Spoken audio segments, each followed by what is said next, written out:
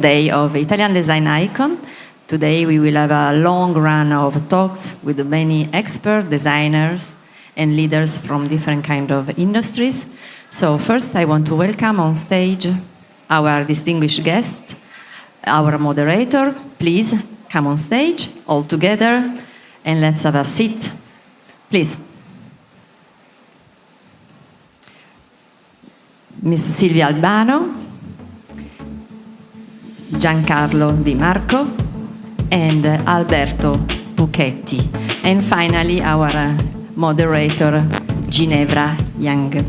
Welcome to everybody, and we are looking forward to hear your insights about your expertise and your experience. Thank you for coming and to being with us to Italian Design Icons. Now the floor is to our moderator. Thank you.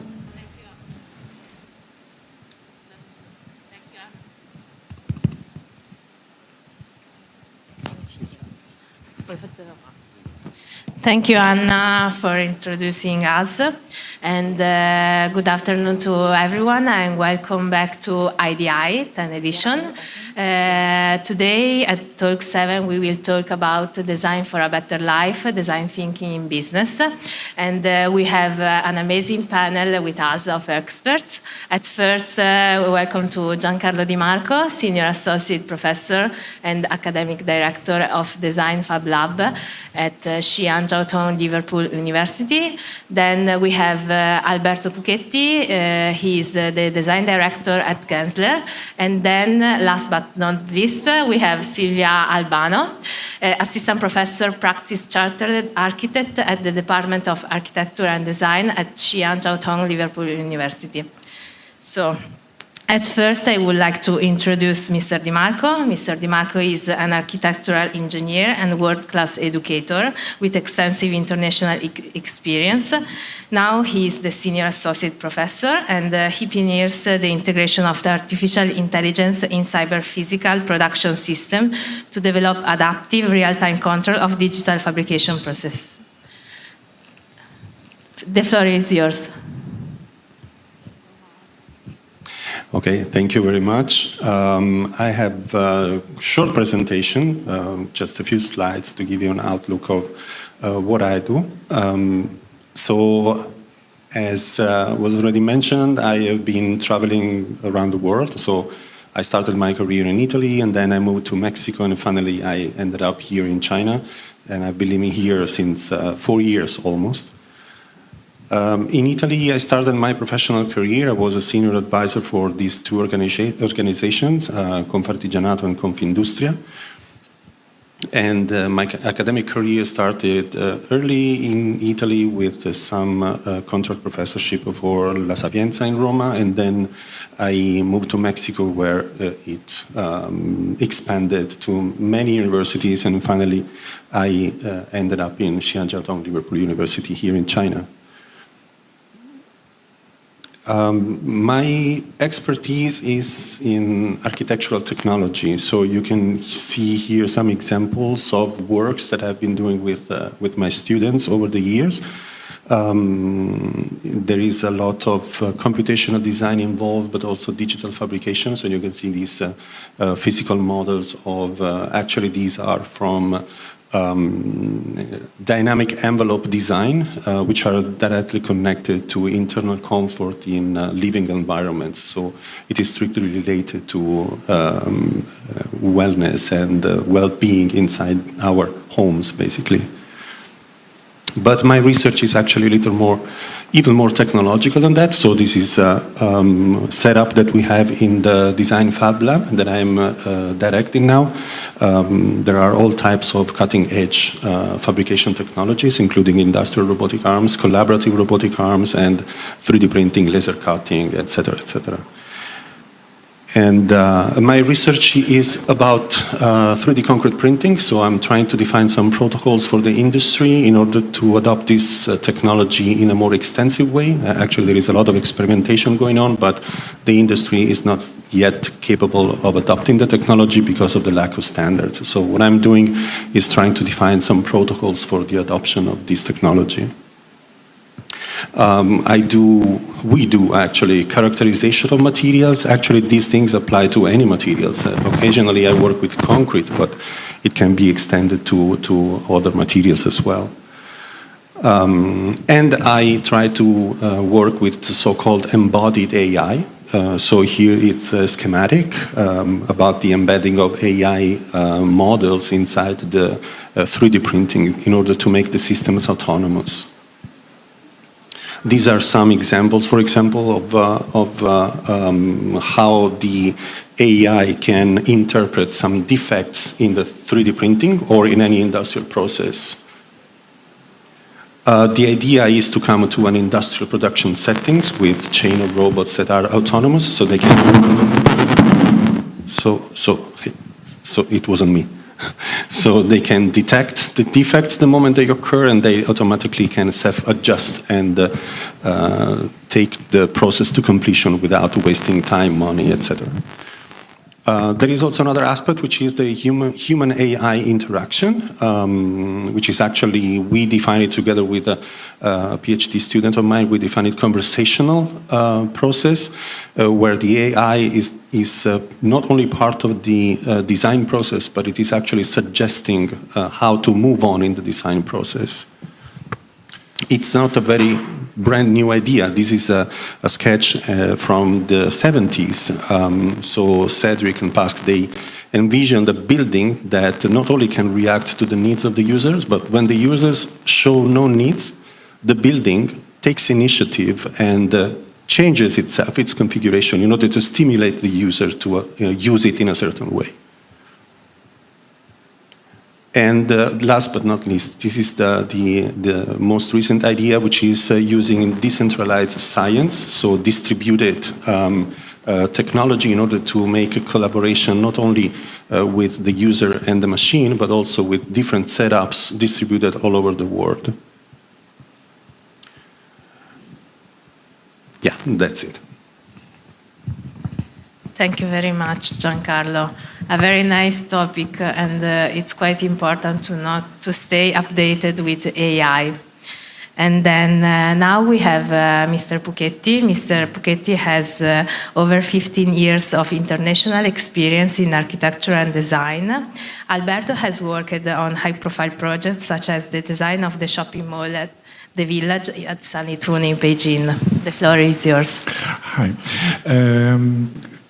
Good morning, everyone. I'm the design director of Gensler. We're going to discuss today about the way design could actually influence well-being.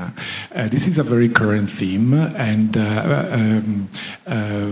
biophilic design is actually a theory, a philosophy that is very current right now because it is very pleasant to see, but most of it has a direct influence on the well-being of human beings.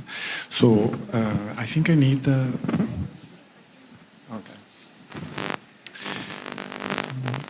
Okay. So we need to consider the way that nature and building could actually come together, because this is a way we would create well-being. And this is what biophilic design is about. Biophilic design is a philosophy that is grounded through psychology and neuroscience and design in order to recreate the multisensory condition that we experience when we are in contact with nature. And this is something that is rooted within the idea that human brain is neurologically connected with nature because it has evolve with nature through the developing of the human species. We actually are part of nature because 99% of the history of human race has been about engaging with nature and surviving the relation with the wild, with the nature through the centuries. So in this way, we have demonstrated that there is a scientific connection with nature, and we react positively to it. And that is the problem that we have with the modern cities, because After the avant-garde of the 30s with the idea of the Ville Lumière from Le Corbusier, we kind of forgot about the role of the nature within our cities. And at the moment, we having a bit of a crisis. There is a relation that is demonstrated between mental healthness and the lack of nature and our large metropolitan cities.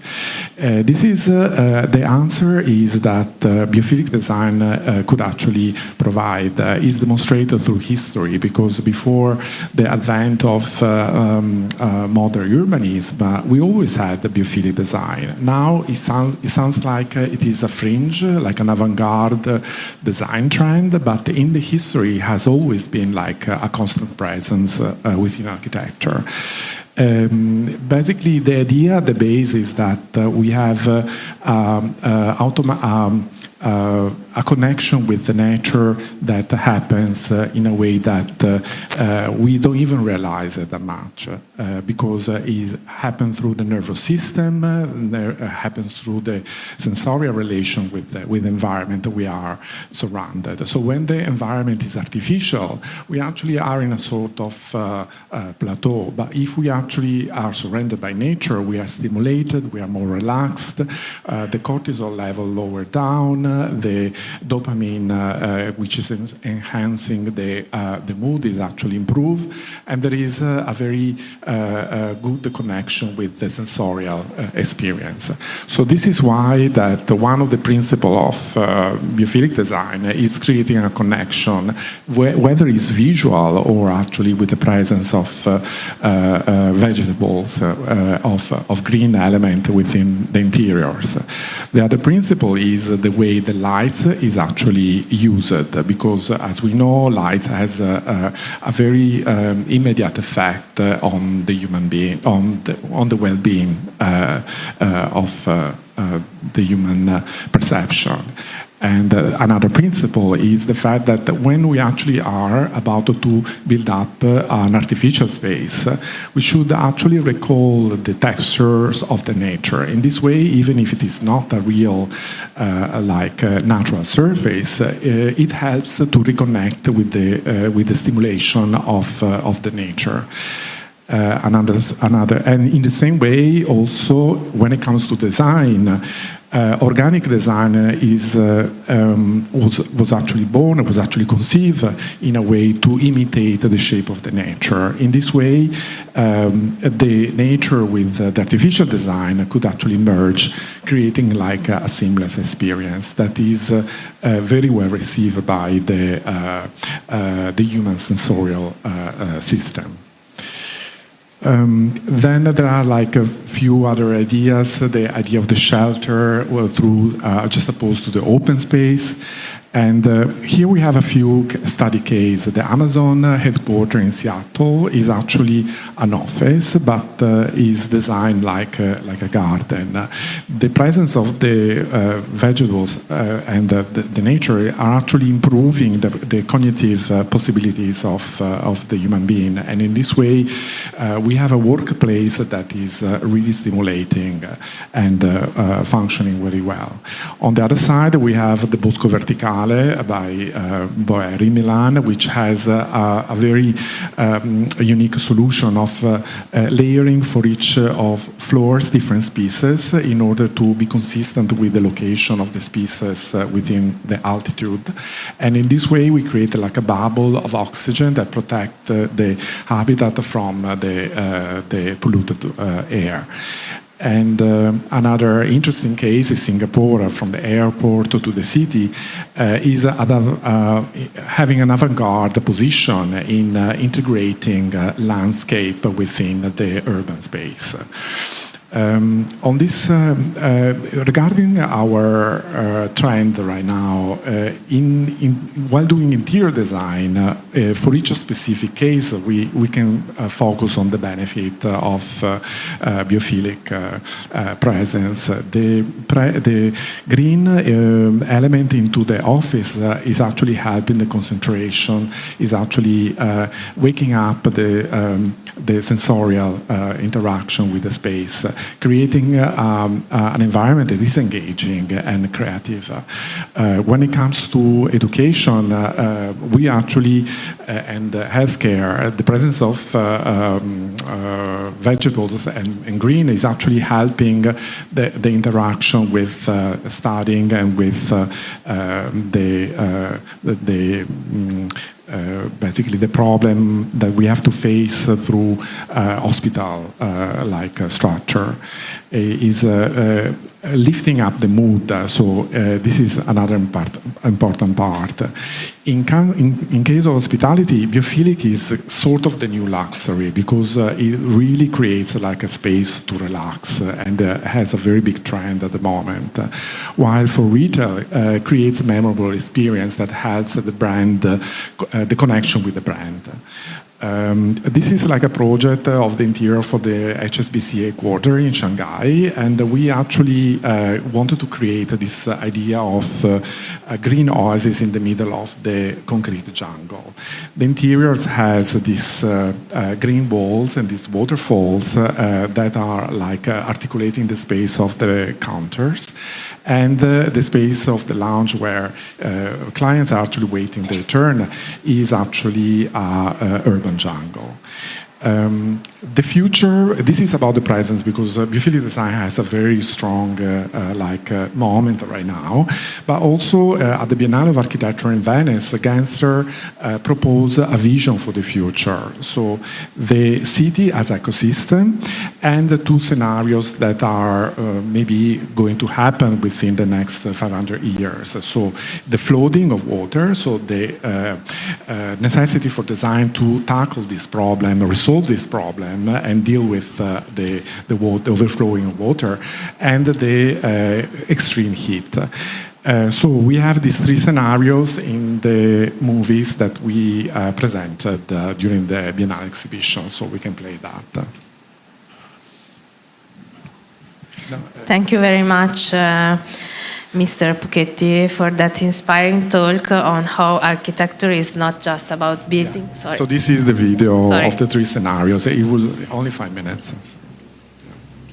So this is the melting of the ice, and then the overflowing of water, and.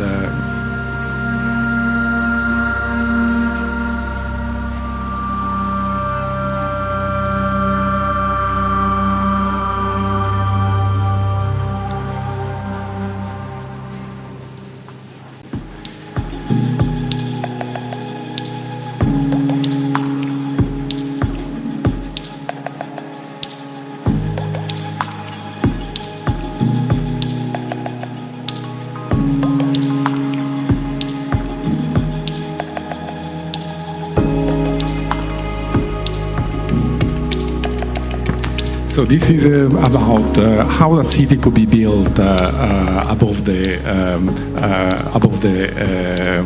water level. So like.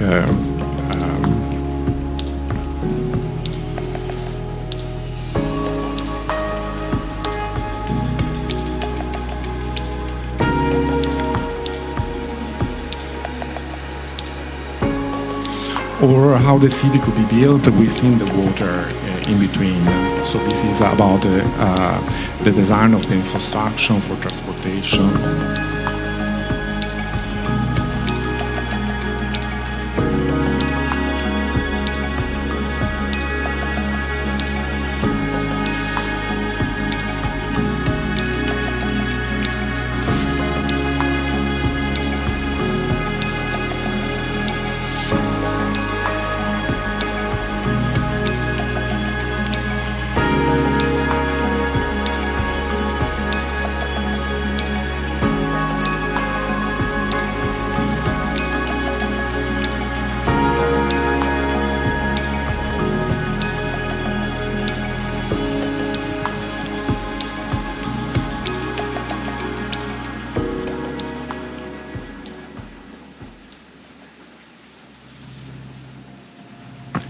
This is the second scenario in case of extreme heat.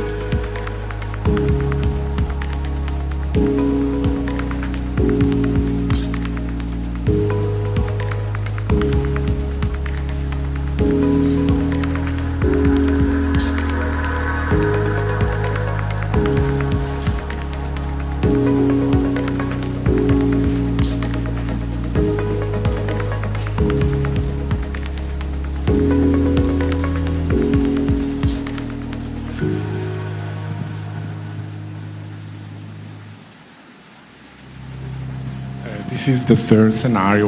The city as an ecosystem, so it's totally integrated with the nature.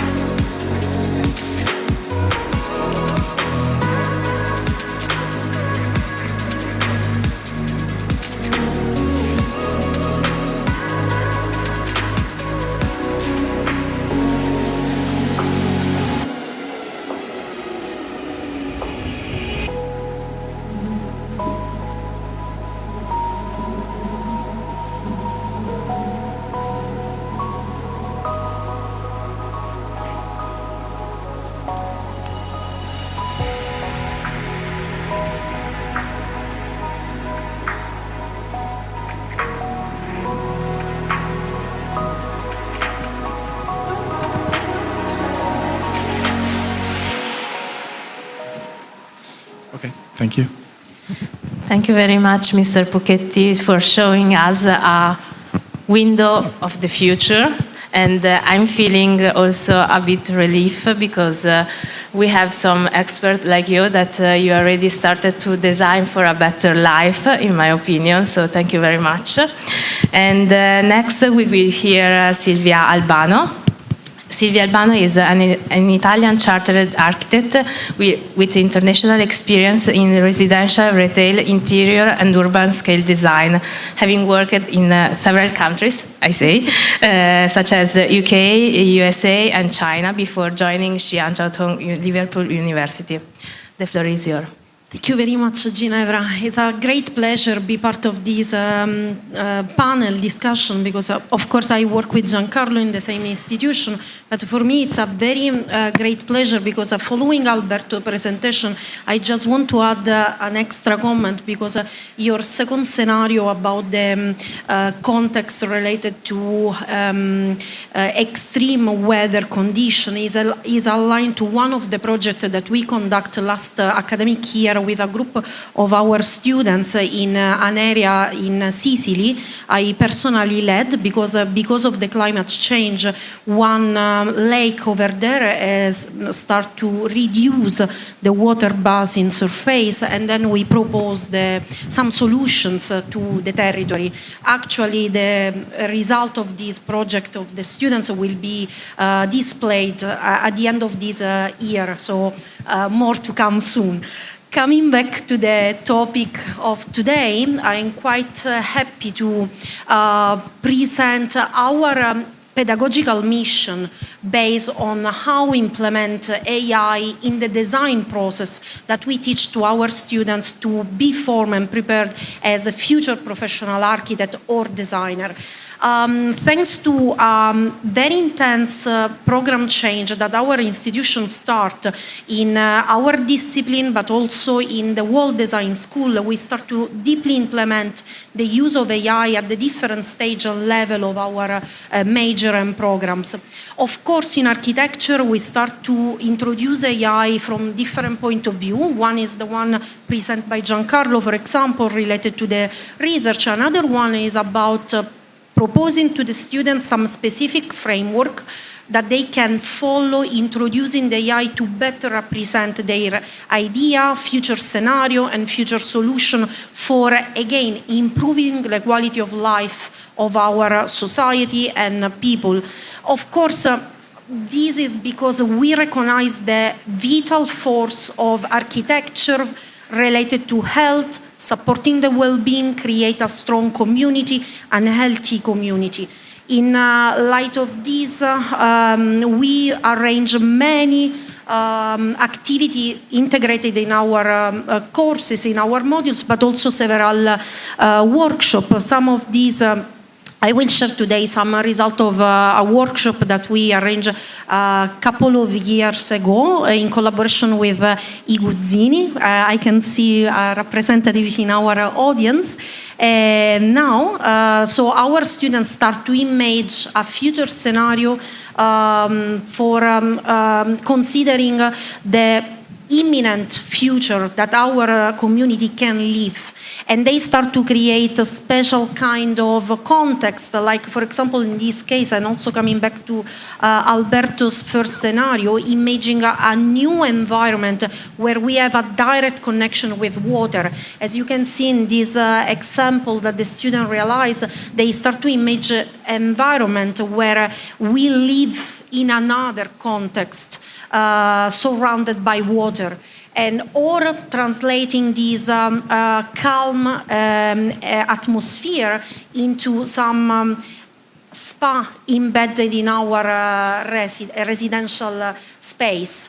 We arranged this workshop also asking feedback from practitioner and also real company. For example, Iguzzini provide to us a lot of feedback, professional feedback to our students, and our students receive this great comment to understand how to improve and how to grow in this process.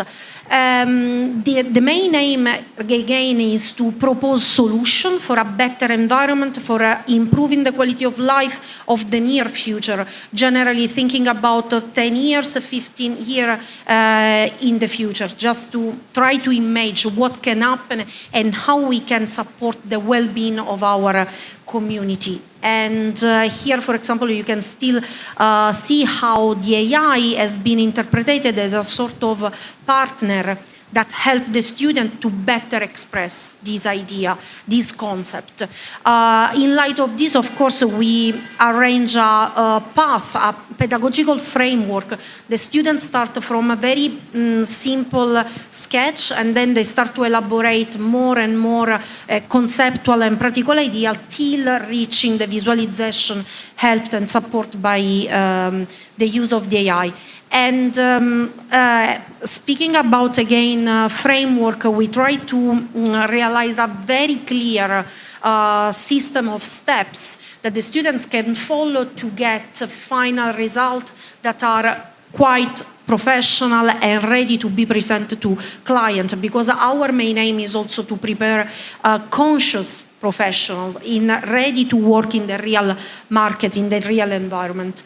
Here you can see a couple of our student projects that they present to some real client, let's say, because we arrange some realistic scenario where we present to the students some client with specific requirement, with specific needs, and they work to support their well-being, their life inside the building that they wish to live in, which, by the way, is part of our mission as architect at the end of the day. So these are just a couple of results where the students try to convert into an image the feeling, the atmosphere, the emotions that this image, this interior space should give to the client, to the person. And of course, it's an ongoing process. Here you can see another example, of course, following again the requirement of the client, the specific request, like in a real practice.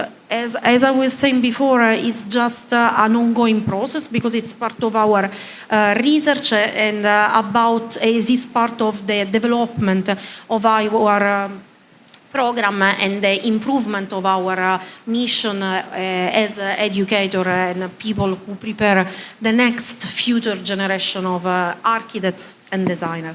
And thank you very much for this opportunity. Thank you. Thank you very much, Silvia.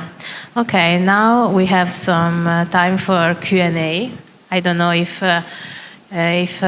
somebody have any question, can raise hands and briefly introduce. Okay, no, so no question, but I have some. Since I'm very into artificial intelligence, sustainability, neuroscience, and so on, I have, truly speaking, a lot of questions, but maybe we can discuss later. At first, one question for Giancarlo. Your research pioneers the use of AI and robotics to make construction more intelligent and adaptive. Moving from the scale of a building to the life ecosystem, how do you envision this human-AI collaboration evolving to design and manage the environment we live in daily? Can we have responsive, almost conversational spaces that actively contribute to our health and well-being? Yes. Short answer, yes. Long answer is my research actually is a little technical and very niche in a specific field, but the principles are more broad. So all the things that I do with AI embedded in robotics, for example, are something that is pushing what is already happening, for example, with domotics, with interactive system, automatic system, reactive systems. The idea is, what happens if you push these systems and they become conversational? What happens if they start to understand your needs even before you manifest them? Because in the end, it's a matter of gathering data and synthesizing information and understanding what pattern basically you are falling into in a very specific moment. So, and it's not just about dimming the lights or adjusting the temperature. It could be also a different configuration of the space. Also, making the space not only interactive but also suggesting a new layout that will match your mood or your physical needs or your health status. And this is something that is probably challenging, but I think this is the direction in which these systems are going to develop, yes. So, yes, I envision like the interior, but also the urban scale, that what happens now in small niche labs will probably expand and becomes also a principle of lifestyle, yes. I think that we have to accept that artificial intelligence will be part of us in the future. It's already part of us, truly speaking, right? I have another question. You're exploring decentralized science models for standardizing design and production processes. This suggests a belief in open collaborative frameworks over top-down control. How can this decentralized model be applied to design our lifestyles and urban environments to foster greater community health, agency, and access to well-being rather than a one-size-fits-all approach?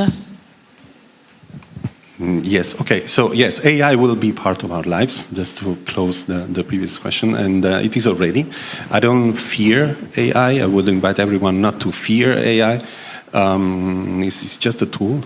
Also, I'm quite, against calling it intelligence. It's a little ambitious, but anyway, the decentralized part of my research is actually also something that can be scaled up. If we think about decentralizing processes, manufacturing processes, but also in a coordinated way, this is something that more or less already happened with a lower level of automation. But if we think about design, so design for well-being or also for a good lifestyle, this has more implications. So, for example, like building on what Alberto was saying also with these visions of future cities and the built environment, landscapes, etc. One thing is to have an approach which is actually designed by someone. It is worth thinking about the users in terms of when you design a house for a private client, you already have to go into the client's mind and sometimes also try to convince the client that what the client is thinking is not probably the best option. So you have to convince the client that what you are trying to propose is better than his vision. What happens if you scale this up to a city or an entire territory? You have so many minds, and probably not all these minds will adapt or will live comfortably in that space that was thought by a small group of people, even an administration, right? So the idea of decentralizing this is also a way of democratizing the design process. Of course, you cannot avoid having some cultural background, some skills that are more related to the design discipline. But in general, if you broaden up the spectrum of the designers, or like creating some pool of designers, probably the process itself will improve the quality, also the quality of the outcome. Thank you very much. Coming back to AI, I totally agree with you. I think it's just a tool, and we have to understand how to use it. Otherwise, maybe he can substitute us. He can, I don't know how it's, it can substitute us. So I have also some questions for you, Mr. Pucchetti. The first is, Gensler works on a large-scale architecture and urban projects. How do you ensure that buildings and spaces truly promote physical and mental well-being? I think the approach right now is very human-centric. Design is all about, conceived around the human figure. And this is like the latest trend that is consistent with the philosophy of sustainable design.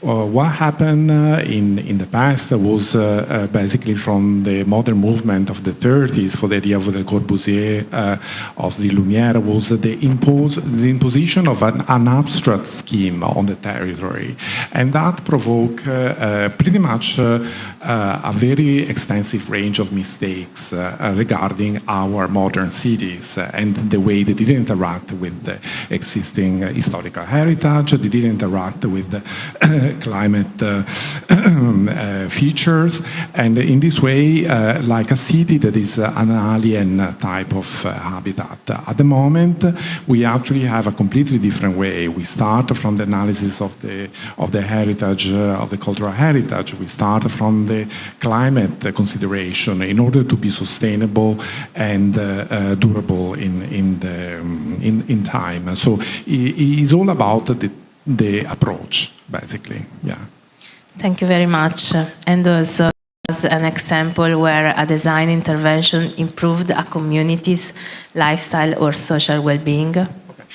In Shanghai, there is a road called Jilin Road. It's actually, it used to be called the road of the music shops because years ago it was very popular with the records shops and with the shops for selling instruments. And it's actually parallel to Nanjing East Road. And this is something that we have been working and developing, and is a very long and very extensive project, and it's all about the regeneration of the human fabric. Now design is pretty much, the current design is pretty much about repositioning. So it's not anymore about the huge building that is actually built in the city, but actually is the repositioning, meaning that the existing buildings or existing urban fabrics are actually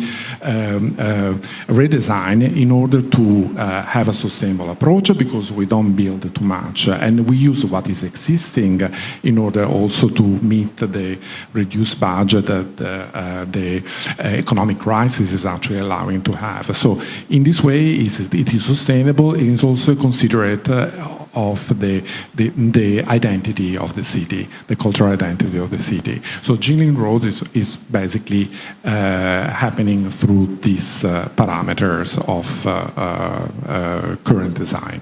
Yeah.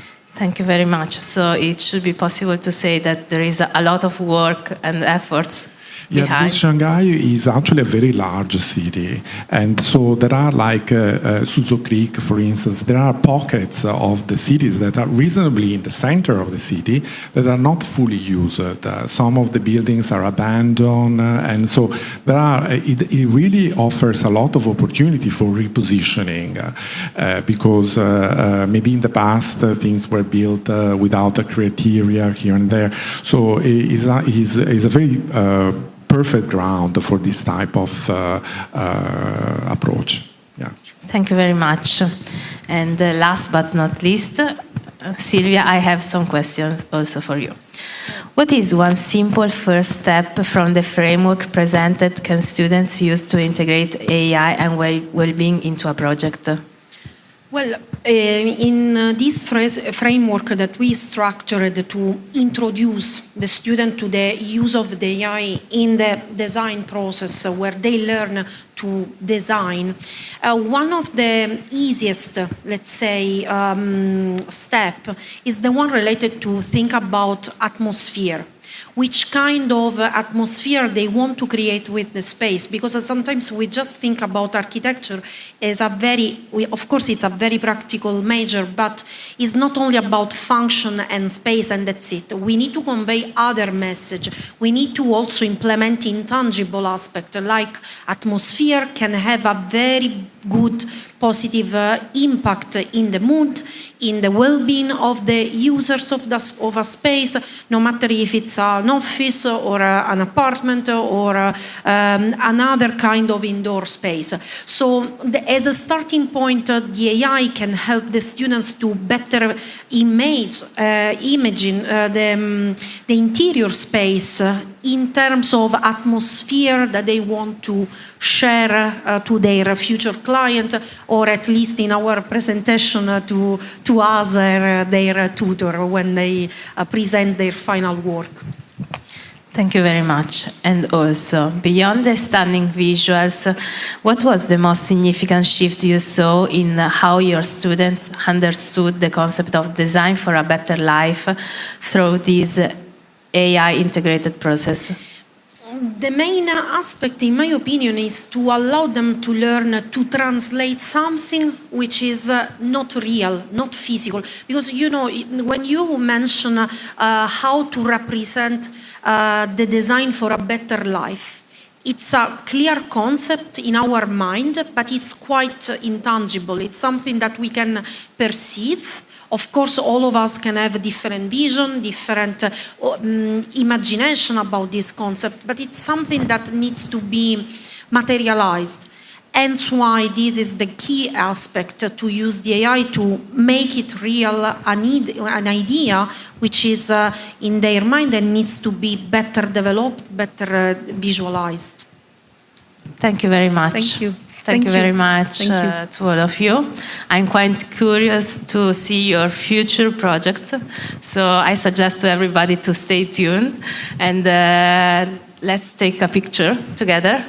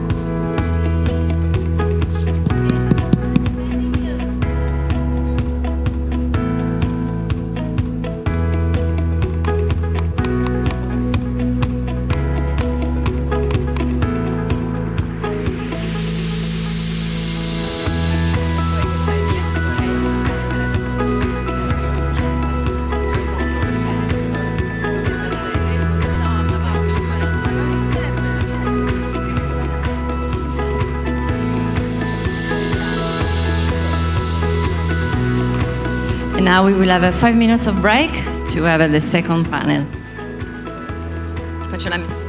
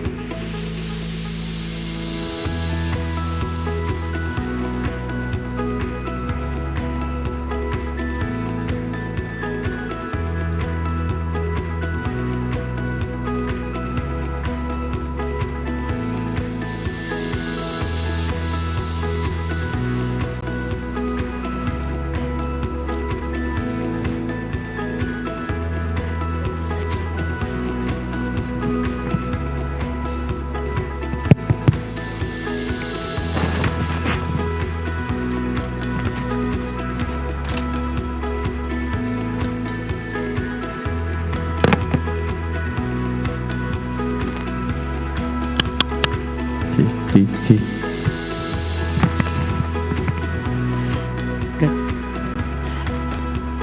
Slide.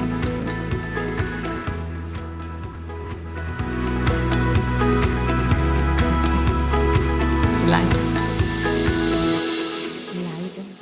Slide.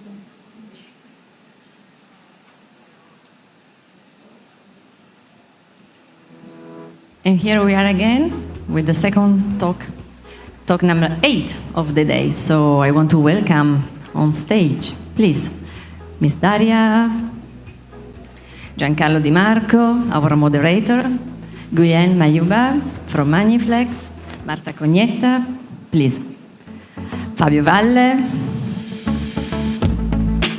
is a free seat. Daria, thank you, and Gabi Gan, please welcome. On stage with us today, Italian Design Icon, 10th edition. It's Friday afternoon. Let's relax together and get inspiration from our speakers. Our moderator is missing.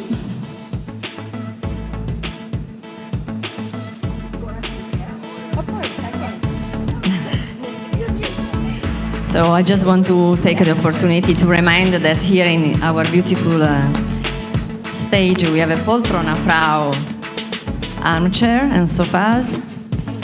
And I give the floor to you. If the light, Fabio, is too much, I low down a little bit. We will diminish a little bit the light, that one. Have a fun, have a good talk. Thank you. See you later. Ok, okay. I have the honor, I'm kind of humbled for this presence. Thank you for being here. I'm going to introduce you one by one, and then I will give you the chance to do a self-introduction. And then after this, I will come to you with a couple of questions each, okay? So I will go in alphabetical order, if you don't mind, in order to democratize the process. So, Daria. Yes. Daria, thank you for being here. So, Daria is a wellness advisor, and actually the question I will ask to you will be also personalized. Okay. Yes. She is a certified personal trainer and group classes coach that has unique experience not only working in a fitness field, but also as wellness lifestyle promoter, which is perfectly in line with today's topic. Master trainer and educator all over China, having an experience in growing a big team of trainings and fitness lovers that sharing the same passion for sport and well-being. Daria strongly believes that healthy lifestyle has a huge positive impact on physical and mental health and keep increasing the number of people who are changing their life for the best and obtaining professional knowledges. So her motto is, let's move for a better world. Yes. Very, very nice. Then we have Fabio Valle. Fabio Valle has friends in the audience. Fabio Valle is the general manager of Omet Wujiang. So we are neighbors, we are all in Suzhou. Where he has spent more than 8 years leading operations and driving strategic growth in the Suzhou region. With extensive experience in operations management across Changzhou, Wuxi, and Suzhou, he brings deep expertise in quality auditing, client development, and organizational excellence. His leadership has played a key role in strengthening Omet's presence in China and advancing the company's commitment to innovation and high-performance manufacturing. So, a round of applause for Fabio Valle. Then technical. Yes. So, Guylaine, she's a general manager at Magniflex.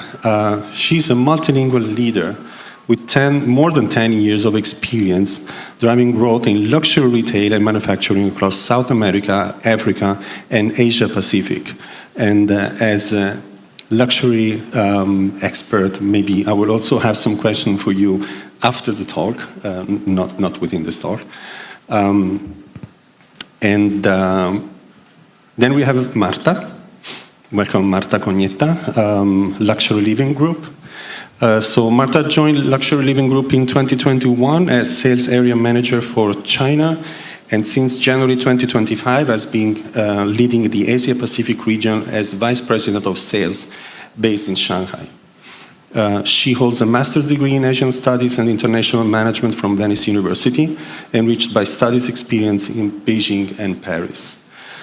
With more than a decade of experience across Asia, Marta blends her passion for design and cultural exchange with a strong focus on sales growth and business development. Outside of work, and I really appreciate that, outside of work, she's passionate about sports such as tennis and soccer, and she loves traveling and exploring the outdoors through trekking. I'm a typical Italian, so I'm not a fan of soccer. But appreciate the extra detail of your profile, yes. Last but not least, Gabi Gan. Gabi Gan, she's based in Shanghai, China, and she is currently a marketing supervisor at Iguzzini, and I'm very proud to have been collaborating with the company in the past years together with Silvia. With a robust skill set that includes marketing management, marketing planning, marketing communication, marketing in general, and market research, and more. So very versatile professional. So, thank you, Carlo. So after this first round, I would like to have a self-introduction for each of you, and this time I will go straight in this natural order. So I will start with Guylaine, please. Thank you very much, Professor Di Marco. So my name is Ghislaine Mayuba, and as introduced, I'm the General Manager of Magniflex. I've been living in China since 2017. And so what is Magniflex? And I think we have a small presentation, a short presentation.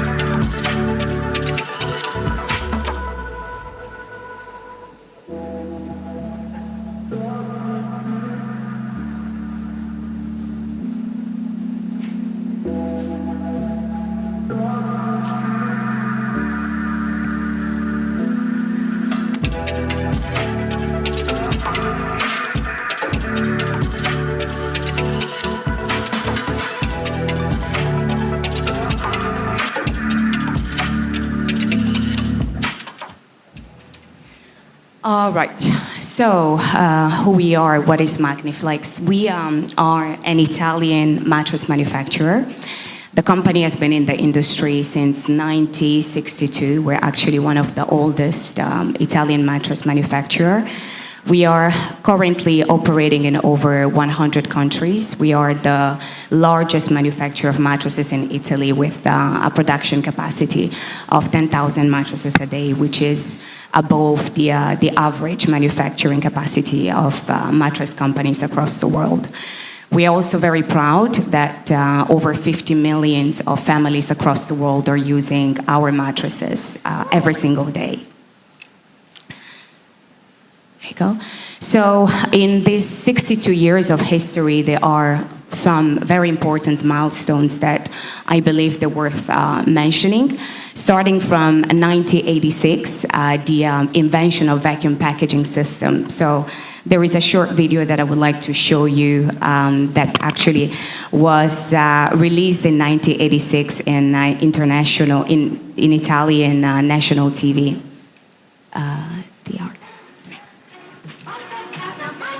Il materasso sottovuoto Magniflex si apre, si srotola. Realizzato con materiali di alta qualità, ha una durata 3 volte superiore dei normali materassi, anche in versione ortopedica. Cambia la tua vita. Dormi meglio. Lo trovi in questa confezione. È un brevetto All right, so it is an invention that truly revolutionized the mattress industry. And later on, I will explain you a little bit why we're calling this a revolution. And it is a 100% Italian patent that today has influenced the mattress industry for over 500 countries, for over 500 companies, sorry. In 2000, we invented the Memoform, which is our patent material. It's a viscoelastic foam that reacts to pressure instead of temperature. And in 2002, our production already reached 10,000 units a day. That's 10,000 mattresses a day. In 2015, we patented the mattress that is displayed today, the MagniStretch, which is the only clinically proven mattress in the world that stretches your back when you are sleeping. In 2017, we released the first smart mattress, so a mattress with an integrated system that was able to collect data and provide a comprehensive analysis of your sleeping habit. And in 2019, we signed an agreement to be part of the SDGs, Sustainable Goals by the United Nations, showing our commitment to sustainability. And today we are in more than 100 countries. So I would, I think that would be it. I would slide a little bit quicker to go to the last slide. All right, so speaking of health, how do I go back? The right button, all right. Okay, so the success of Magniflex is given by different factors. I went a little bit quicker to go straight to health and well-being. The connection between sleep and health and well-being, it's extremely important. Many studies on preventive medicines, they account that sleep and nutrition alone, they are responsible for 60% of our well-being. And in Magniflex, we've been doing so by creating a connection between sleep and the world of sport. We started it as early as 1970 by sponsoring the Giro d'Italia, which is the Italian cycle race, I would call it. And later on, we continued supporting and sponsoring the Italian national football team. And also today, several world elite athletes are Magniflex brand ambassadors, and they are, first of all, Magniflex mattresses consumers. So today in China, we are present in over 30 cities. We have a branch office in Shenzhen, and we are proud to be, as of today, the largest Italian mattress brand in China. Thank you. Thank you very much, Guylaine. I'm also very interested about the smart mattress, so maybe we can talk about that later. Oh, okay.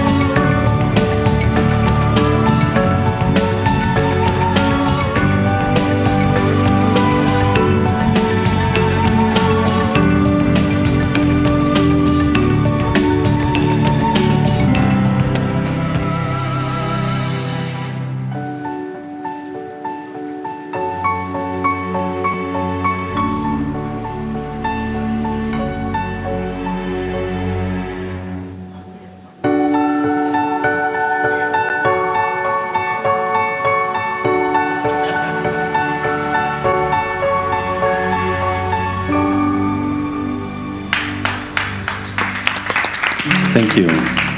Thank you very much. Thank you very much again. So I will move to the next distinguished guest, which is Marta. So Marta Cognetta, please, the floor is yours. Thank you, Giancarlo. I'm Marta Cognetta, and I'm VP of Sales for Luxury Living Group, which is a company that is a manufacturing company, Italian, and we do specialize in luxury furniture. We do have a little presentation here. I'm not sure if it's already, yeah. Let me see. Okay. Luxury Living Group is an Italian company that is quite young, I would say. We have around like 60, we have been in the industry for around 60 years. And then we've been acquired by Hayward Group, which is an American group that is developing the commercial and office collection. Hayward Group in 2014 started to purchase and acquire Italian furniture company leader in the design industry. So we are part of the same group with Poltrona Frau, Cappellini, Ceccotti, Zanotta, Cassina, and other Italian furniture companies. Luxury Living Group, it's as well a manufacturing company, but we do specialize in licenses. So we do not have our own collection, but we have exclusive agreement with luxury brands in fashion and automotive, and we do develop their home collection.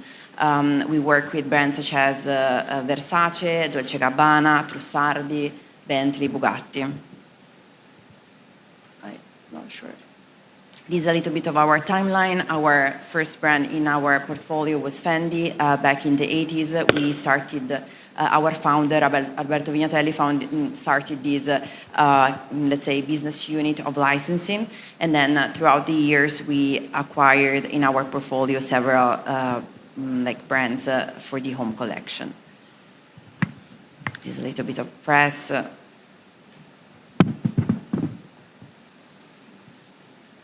The business model is quite simple, actually. We do have vertical units that develop different brand collections. So we do have brand director, a sales department. We do have a manufacturing line dedicated for almost each brand. A little bit of craftsmanship. Obviously, there is also music. Working with luxury brands, it's not enough to talk about made in Italy or quality, but there's a lot of storytelling behind the craftsmanship. This is, for instance, one piece of furniture of Bentley Home.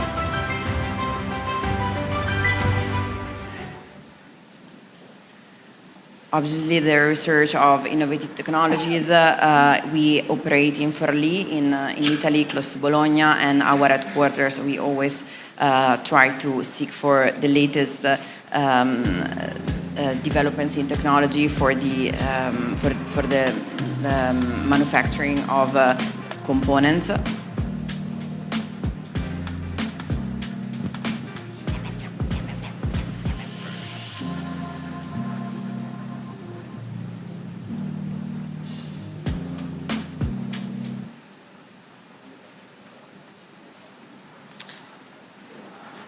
And our target is always to try to define the identity. We start with trying to understanding the define the codes and DNA of each brand, define its identity, and then translate it into the home collection. So different aspects like design meets obviously innovation, but also the most important is the storytelling behind each brand. Obviously, we offer a very complete lifestyle products, so from like lighting to dining to living, and then all the accessory that basically craft the whole proposal of the home collection. We do have global presence. We have even in China several monobrand and multi-brand showrooms of different brands. Even when designing showrooms, we work very tightly with the mother brands, defining the codes that we want to bring in an offline store, and then we develop them worldwide. So as, for example, Versace, we have very specific codes for the boutiques. We do have the same codes we have similar codes integrated for the home showrooms. Some pictures of our stores, for instance, Versace Home this is our store in Milano. A little bit of storytelling, and then I'll try to be very quick, but Versace is very interesting because it's one of the first brands that Gianni Versace himself started to design the home collection. So it was actually a pioneer in this industry because he saw the opportunity of selling and working with its own client, its own pool of client, and selling its lifestyle, so Versace lifestyle, also in their home. So Versace started to design and produce directly the home collection, and then throughout the years, obviously fashion house doesn't have the structure, let's say, to develop a furniture line, and then so the license has been externalized, and then since 2020, Luxury Living is the exclusive developer for this collection. These are some pictures, our stores in Milano, London. Dolce & Gabbana is it's a much newer home collection, only from 2021 started to launch the Casa collection. I think the criteria is very similar, so we do understand the very important codes and aesthetics of each brand, and then we develop the whole lifestyle. It's a very long presentation, so we'll just move on with some pictures. So this, you can see also in the picture, like some of the codes. If you're familiar with the brands, I think it's quite easy to spot the codes and identities. Bentley, for instance, is automotive brand. So when we talk about the home collection, we try to take out the let's say, the craftsmanship, the performance of like automotive, and then obviously like British elegance, and so on. This is our store in Milano. Sardi is a very Milanese brand. We do have a very niche and young collection dedicated, like it's really, really quite luxury. Bugatti, Hypercar, this is actually the showroom in Shanghai, this exact picture. It's a totally different interpretation. It's a hypercar, super luxury brand. So what we do with this brand is something more niche, dedicated to a much more niche type of client. I think I have so many other pictures. These are some stores in China, as an example, some in Xi'an, in Hangzhou, and so on. And these are our headquarters in Italy. So we have the chance to have our offices and quarters in this beautiful ancient palace, and then we do display our collection. Very lastly, one of our strongest division is projects. So when we talk about home collection, it's very easy to talk about residential projects that are usually branded. So the brand extension is not only for the retail and the single product, but it actually is sometimes a true extension of the home collection. So we see here behind some examples of branded projects. The first one we see is like a Bugatti Tower, Bugatti Residences in Dubai, in which all the design and concept has been done with the brand and as dedicated to a consumer that is like a owner of these residences, that is a Bugatti owner as well. Moving on very quickly to some, finished already. So this is the criteria of the company. Thank you very much, Marta. I really enjoy also the headquarters of your company. They're really nice. Next, Fabio Valle from Omet. The floor is yours. Okay, thank you for having me. Sorry, the voice recently. I got the temperature. And I'm Valle Fabio. I'm in China from 2011. I'm already 14 years. I'll let you run a presentation. Let's see.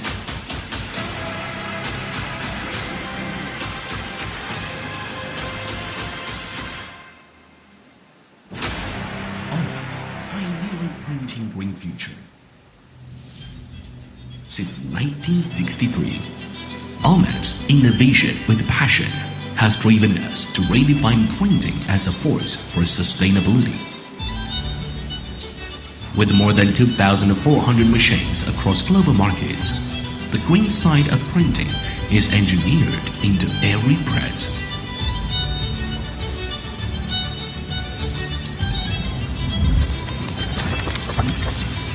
Trusted by Kimberly-Clark, P&G, CCL, and more, we turn green goals into results. Water-based inks.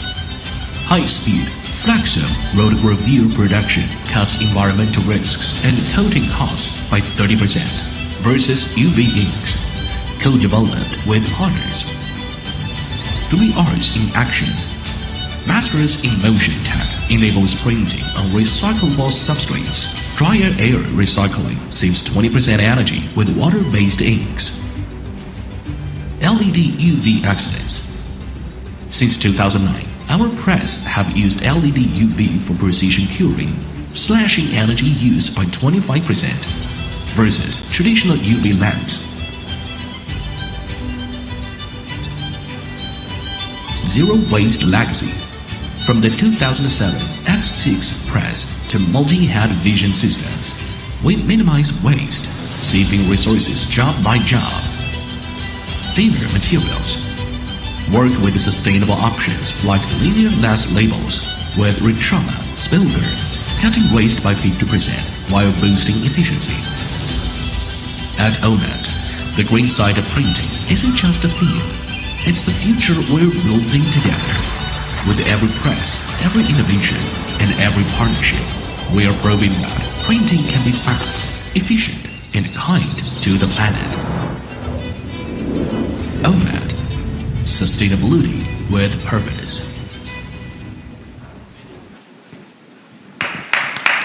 Thank you.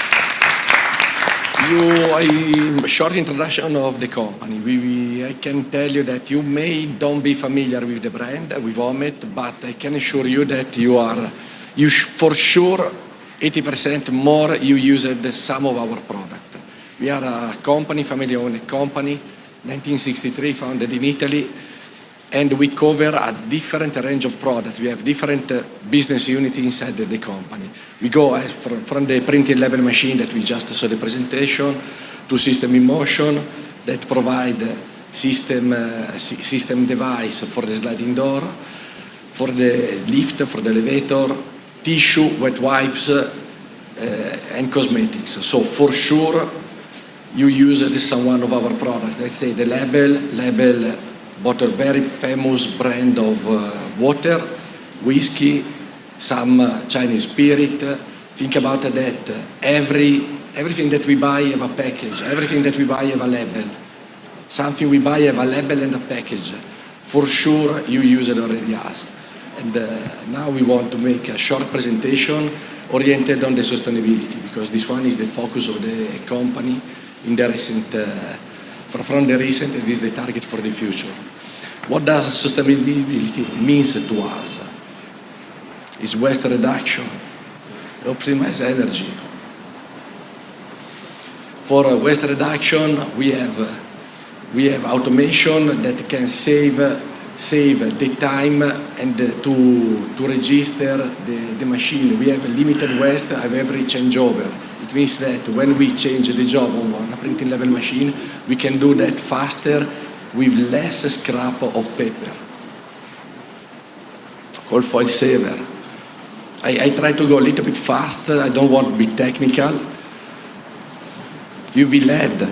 Our machine use liquid-based ink, and to cure the liquid-based ink, we started to use UV LED. UV LED alone can save a lot of energy, be faster, and have a better result. IF is drier,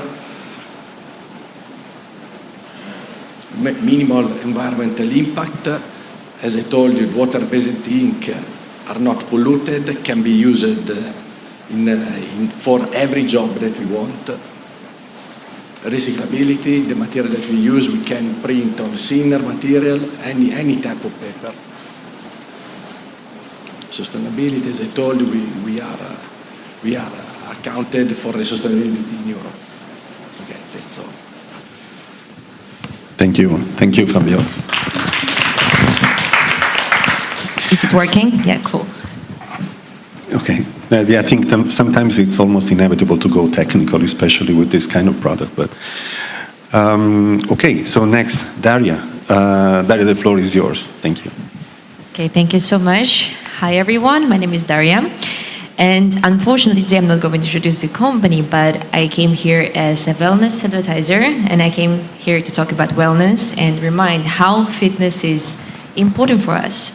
So, as you see from my information here on the slide, that I'm really closely related to fitness, right? So I'm a certified coach, personal coach. I have an experience in group classes, and I have an experience in working as a huge company as Technogym, so that's why I'm connected to Italy, connected to Italian culture. So I have been working as an educator for the last couple of years in Technogym. It was really great experience, and it made me realize how important is fitness and wellness concept in China. So basically, what we are doing as a coaches, we're reminding people how it's important to be a healthy person, not only physically but also mentally, because wellness is not only including the physical workouts, it's also including your mental state and also your whole general life well-being, right? So I don't know if you remember, but in my introduction, I put the world, like the sentence in the end, let's move for the better world.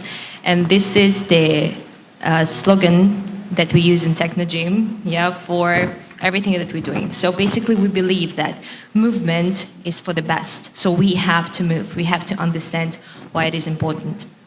And being an educator for such a long time, I have a quite interesting story in China because I'm here for half of my life, and I realized that every part of China basically needs different way of education, so different approach. And also as a coaches, we have to remind what is a really great way about living their wellness life, right? So basically, during the last 2 years, I was facing different coaches with different culture, and I was educating them about different directions in fitness. So we have been talking about maybe how to adjust the fitness programs, maybe about some different kind of trainings. Maybe we have been talking about how to approach your client and how to make maybe better connection, right? So this is a great experience, and I hope that maybe with some time in China, people will be realizing more and more how wellness is important.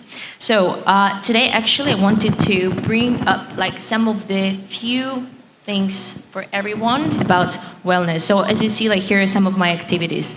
And I have been working as a PT manager for Technogym. So this is our coaches that are from Shanghai, Zhejiang, and the cities around. But we have a really strong network with all of the coaches among all of the China. And here are some activities that I have been doing as a master trainer for Technogym. I also have an experience in bodybuilding, what is really interesting in China. And I would say that it's really great experience. It's really different life. And I would say that bodybuilding is not really a healthy way, and it's not a wellness, but it also a challenge, I guess, right? So it's different thing. And passing this bodybuilding life and passing all of this competition stuff, I just realized that actually wellness and healthy lifestyle, I would say fitness in general, is the most right approach, because it's not really hurting your nervous system, is not really hurting your body, but it gives you a really good mental state and physical condition. So, yeah. And today I wanted to just maybe remind everyone why wellness is so important, why it's really great to have a healthy wellness lifestyle. So as you see here, I just made a few things about why it's important. The first one is improving quality of life, right? So if we feel sometimes that, I'm so down, right? I don't want to do anything, maybe because we just don't feel good, right? Maybe because we feel that, I feel soreness, maybe I feel a headache, right? So as soon as we have this wellness lifestyle, workout, good sleep, great food, good self-feeling, then our life is going to be changed. We would feel that it's just different, and maybe we're going to be more productive. We want to have more things because we feel good, right? So the life quality will be different for sure. The second thing that maybe is, I think that is really important question is longevity, right? So as we see now, also as an awesome coach, we have this really important topic about diseases that people have this time, current time, nowadays, and it's obesity, it's also heart problems, it's some chronic diseases, and what is really, really influencing our life. So what wellness is about, it's about to correct all of these things, also improve them and make yourself feel better, make yourself more healthy, and make yourself, more energized and positive for life. So this is also about longevity. We're going to just make our life more long and happy if we're going to have this wellness lifestyle. Yeah. So the next one is we're going to be more productive. This is easy, right? So yeah. Oh yeah, I have it. Thanks. So we're going to be just more productive, right? As soon as we feel good, as soon as our body is healthy, we're able to do a lot of things.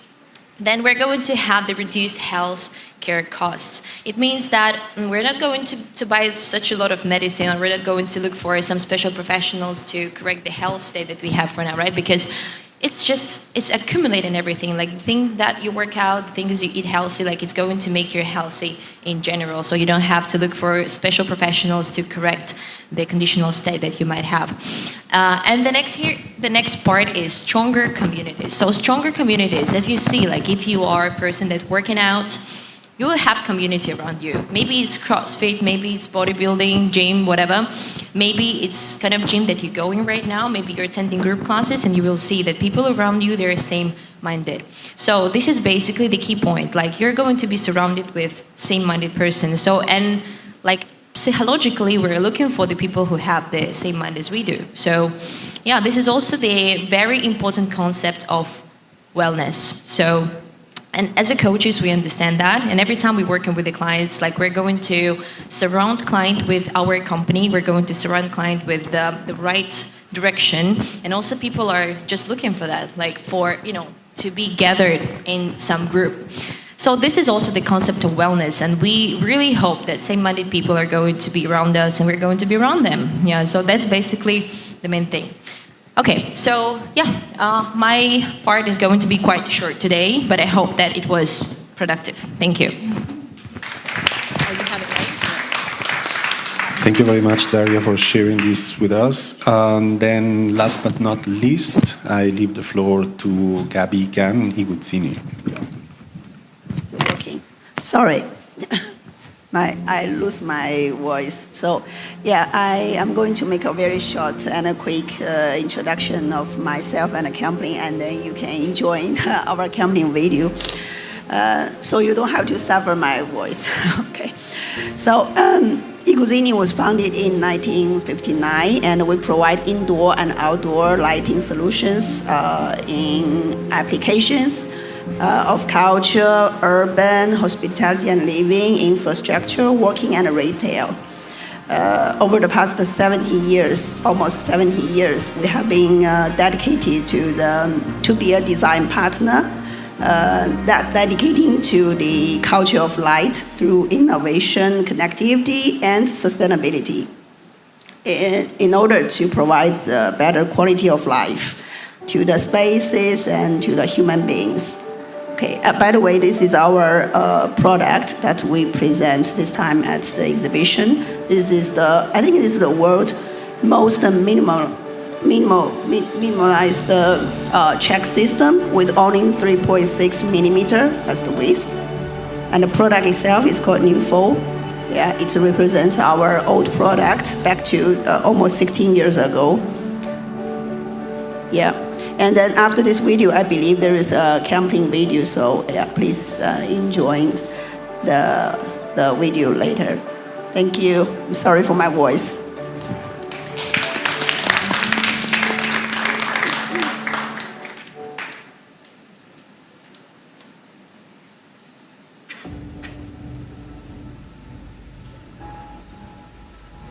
I'm Sylvia, and today is my 60th birthday.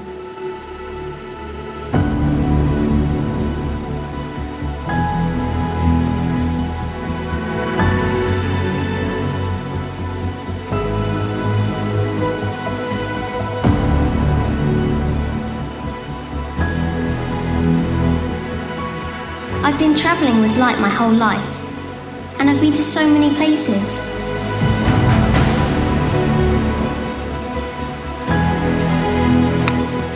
So those are the projects we realized.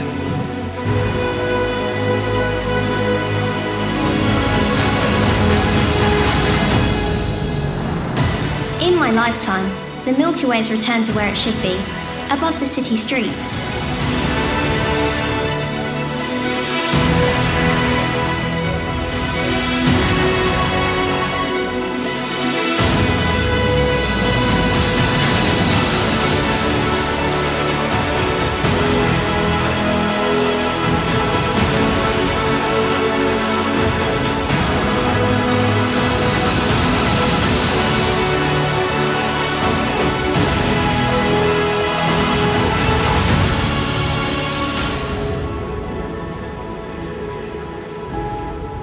Here, there's a sun in every window that shines light on things that nobody could see before.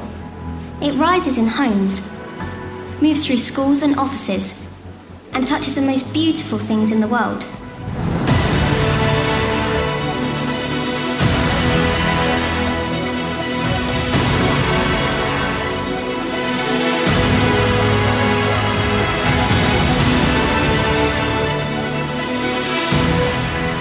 And when night comes, people fill the streets that are well lit and alive for everyone.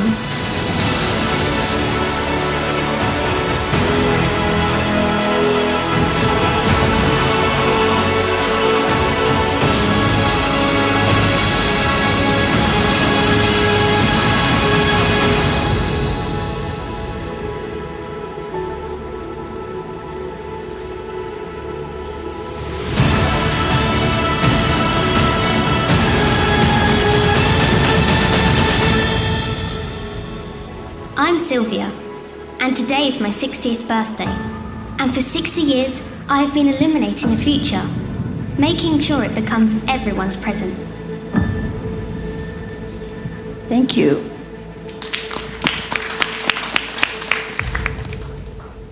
Thank you very much, Gabi. And I don't know if your voice allows this, but I would like to go backward and start with you with a couple of questions each. Sure. Okay. Okay, so Gabi, first question for you. Light shapes mood. We have been discussing this also in the previous panel. So light shapes mood, perception, and identity as well. So how does Iguzzini's Italian lighting design craft the atmosphere that defines the Italian lifestyle? Okay, thank you. First of all, we are the lighting solution provider, so we produce lighting fixtures, and we collaborate with the designers. We are not lighting designer. We provide the products for the designers. And in the past almost 17 years, we have been always working with the world masters in the design field. In realizing their projects, and I believe many of them has already become an iconic place or projects in the world. Thank you very much. Thank you. I know the company very well, so yes. Yeah. Yes. And one other question for you, and also this is very interesting because it is connected with the previous talk. So we have been discussing about the technology and how the technology is actually invading basically all the production sectors and industries. So the question would be, in this context, how do you balance innovation with the human and emotional aspects of light in everyday life? Yeah, thank you. So as a company, Iguzzini's vision is social innovation. So during the past 70 years, we always talk about social innovation. We create or we do social innovation through lighting, okay? And our aim is to provide or improve the quality of life for human beings by our technology, by our products, by our innovation and connectivity, which means the control of the lights, and by sustainability. So as a product point of view, because we are quite product driven, as a product point of view, for example, we have the acoustic absorption products for the working space, which is called Light Shed, which has already been presented in I think 2 years ago in ED as well. And some other products that is aesthetically pleasing, nice, miniaturized, like our iconic product Laser Blade, which is very small, linear, and become the revolution of the whole lighting field. And some other products, we use the recyclable materials, and which is 100% recycled as well. For example, the product with the linen material. So we have done lots of things to to improve or to keep our products not just as a technical innovation. Also, nowadays we talk about warm. So we want our products with warmness. So I just gave you some example right now, and by the way, since this time we also talk about well-being, sustainability. Just so you know, we have joined the UNESCO ambition 2045. So we devoted to achieve the zero carbon CO2 emission by 2045. So we have that ambition, and we have to do everything to achieve that. And in this year, 2025, we have won the Golden Prize of Eco-Vadis. So that's a very important prize for us. And more than 2,000 of our products has this eco passport. I know this kind of eco passport is very popular in Europe. So we have more than 2,000 products already won this. Okay, thank you. Thank you very much, Gabi, and thank you for the effort with your voice. Thank you very much. Moving next to Daria, back to Daria. So now this is, I told you, I warned you, this was going to be a little personal, but personal regarding me. So we understand from your presentation that the positivity that wellness and a good lifestyle brings to our lives and also to our body, actually. So my question would be, how could people nowadays be more committed to start a wellness lifestyle? What steps need to be taken? And I'm asking for myself. Okay, actually, it's a good question. It's a really good question. It's really popular. So, as a fitness coach, as a personal trainer, what I would suggest firstly, it's to ask yourself a question, why? Why you want to start a workout? Like, do you want to look better? Do you want to feel better? Like, this is actually the general question, but really important one, because we have internal motivation that actually comes from, oh, I just want to, like, I want to feel this satisfaction from what I'm doing, like in the moment, or like external motivation when other people are like telling us that we look good, right? So there are two kinds of things that we could experience if we think about this, right? So first of all, why? Like, if maybe I have like some headache, like, or whatever, like I have the problem with my body fat, I would just go and like start to, think about is how I can get rid of that. So first of all, it should be the aim, all right? So I have my aim clear and I'm going to move towards it. Like, this is the same. I think business, workout, like it's all the same, right?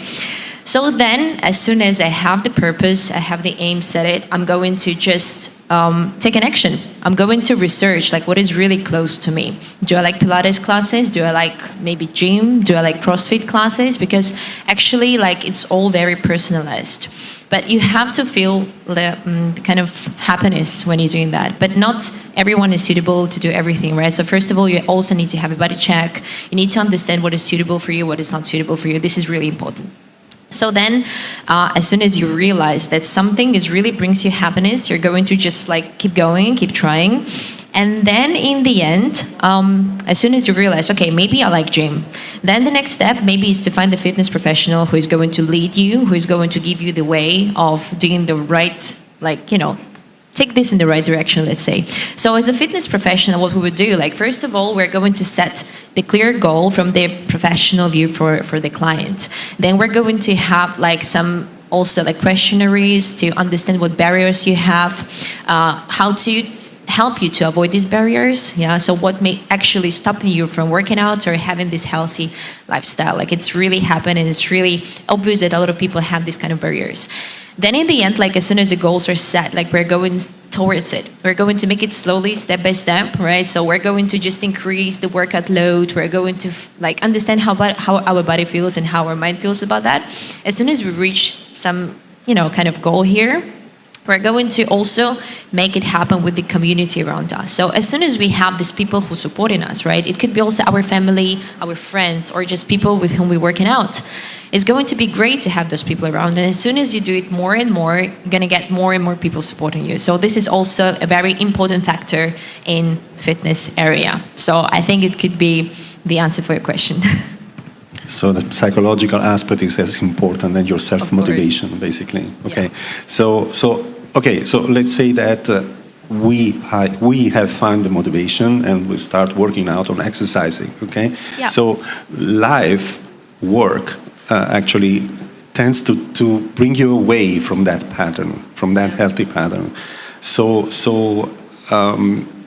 as a professional, what would be your advice about how to stay motivated, how to don't, abandon the right way? Yeah, this is actually feel like if you don't feel motivated for some point, like it's absolutely okay. And we sometimes feel in that, like even if I'm a bodybuilder or whatever, I'm like running marathons, all of the people will feel like this point someday, right? Like we just feel tired, we don't want to work out, we don't want to go out, whatever, we don't want to do anything. It's okay. We just have to accept it firstly. We have to understand that we are humans. We're not like superhumans, right? So it's okay that it's going on. Then after that, we have to take this break.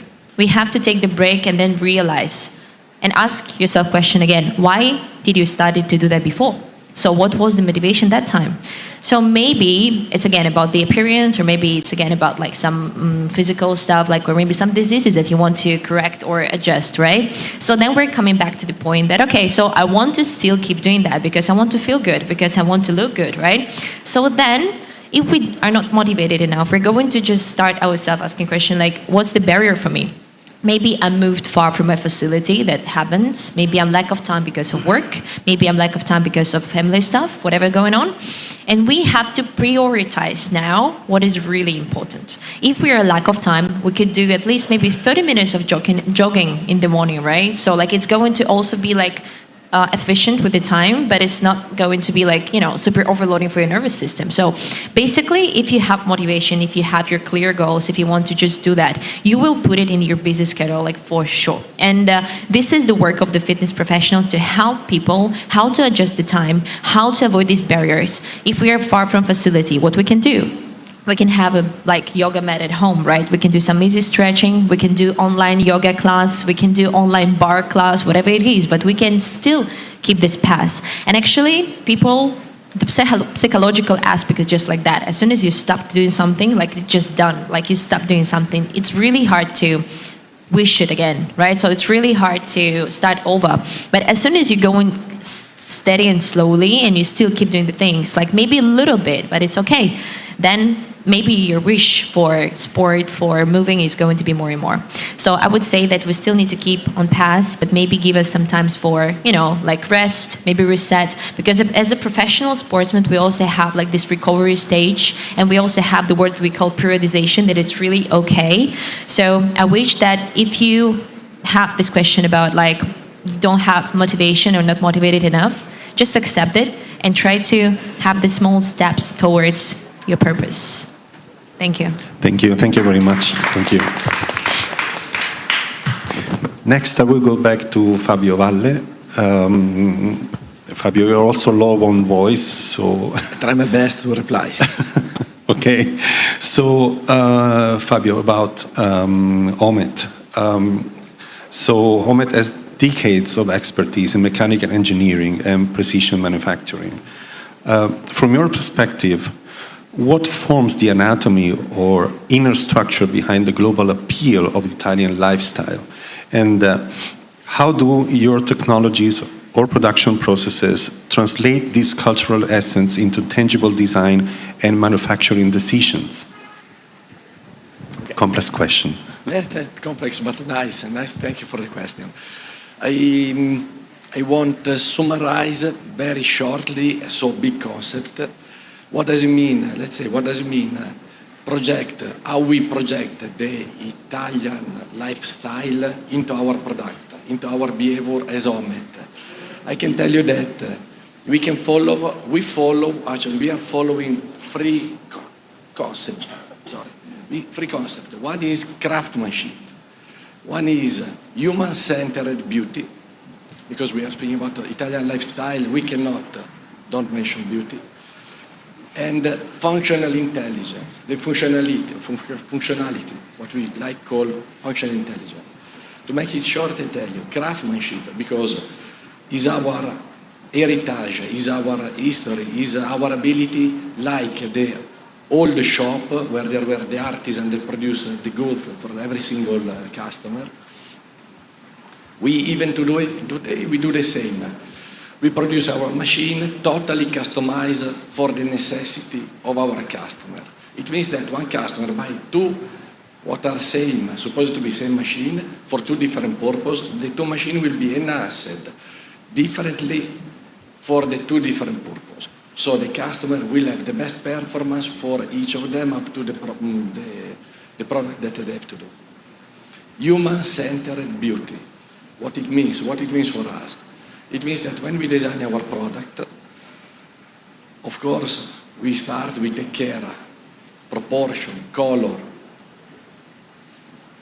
material, performance, quality, but everything have to be around and build around the operator.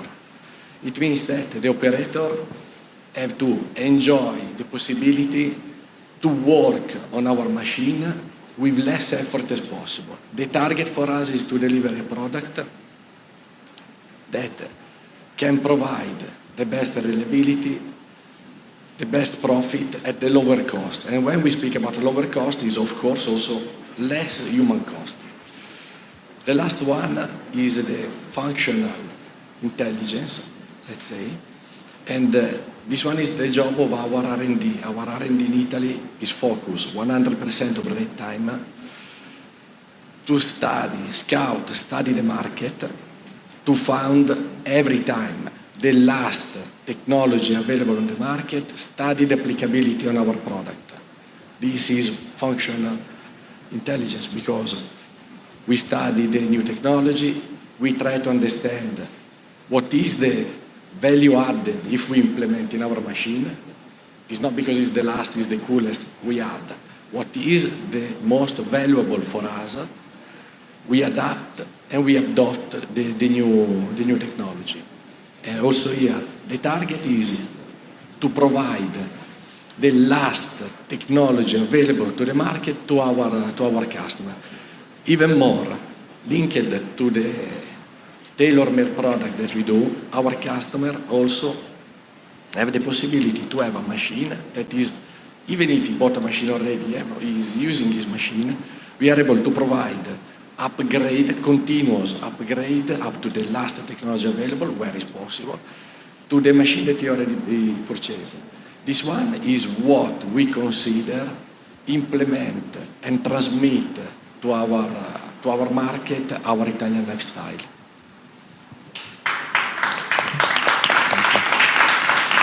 Thank you very much. Very comprehensive answer. I think also the ergonomics of your machines must be one of the factors that are behind the functionality that you were mentioning. So I think that it also affects directly the design of the machine. So you are talking about your products going beyond the objects. So you're talking about like the non-material, let's say, aspects, which basically highlights the human factor and also the experience of the product itself, and also the cultural values that you were just mentioning now in terms of Italian beauty and lifestyle and quality overall. So as an industrial company, how does Omet contribute to shaping the Italian lifestyle beyond the products themselves? And how do you see mechanical innovation influencing future living experiences? Okay.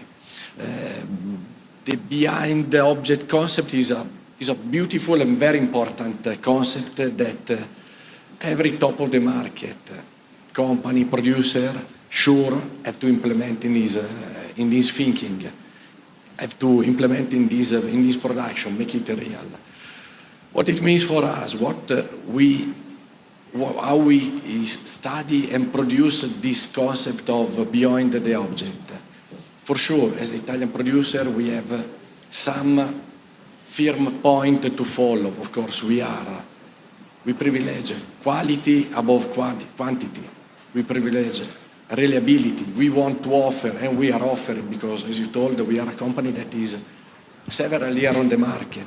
In Europe, we are one of the leaders of the market. We are in good position also in China. We are very, very well known. What we want to offer as on behind object experience is exactly the knowledge that the customer, when needed to buy a machine omet, not only is decided to buy a machine because can solve a technical problem. Not only. What we offer is exactly the word that you used in the question, is the experience.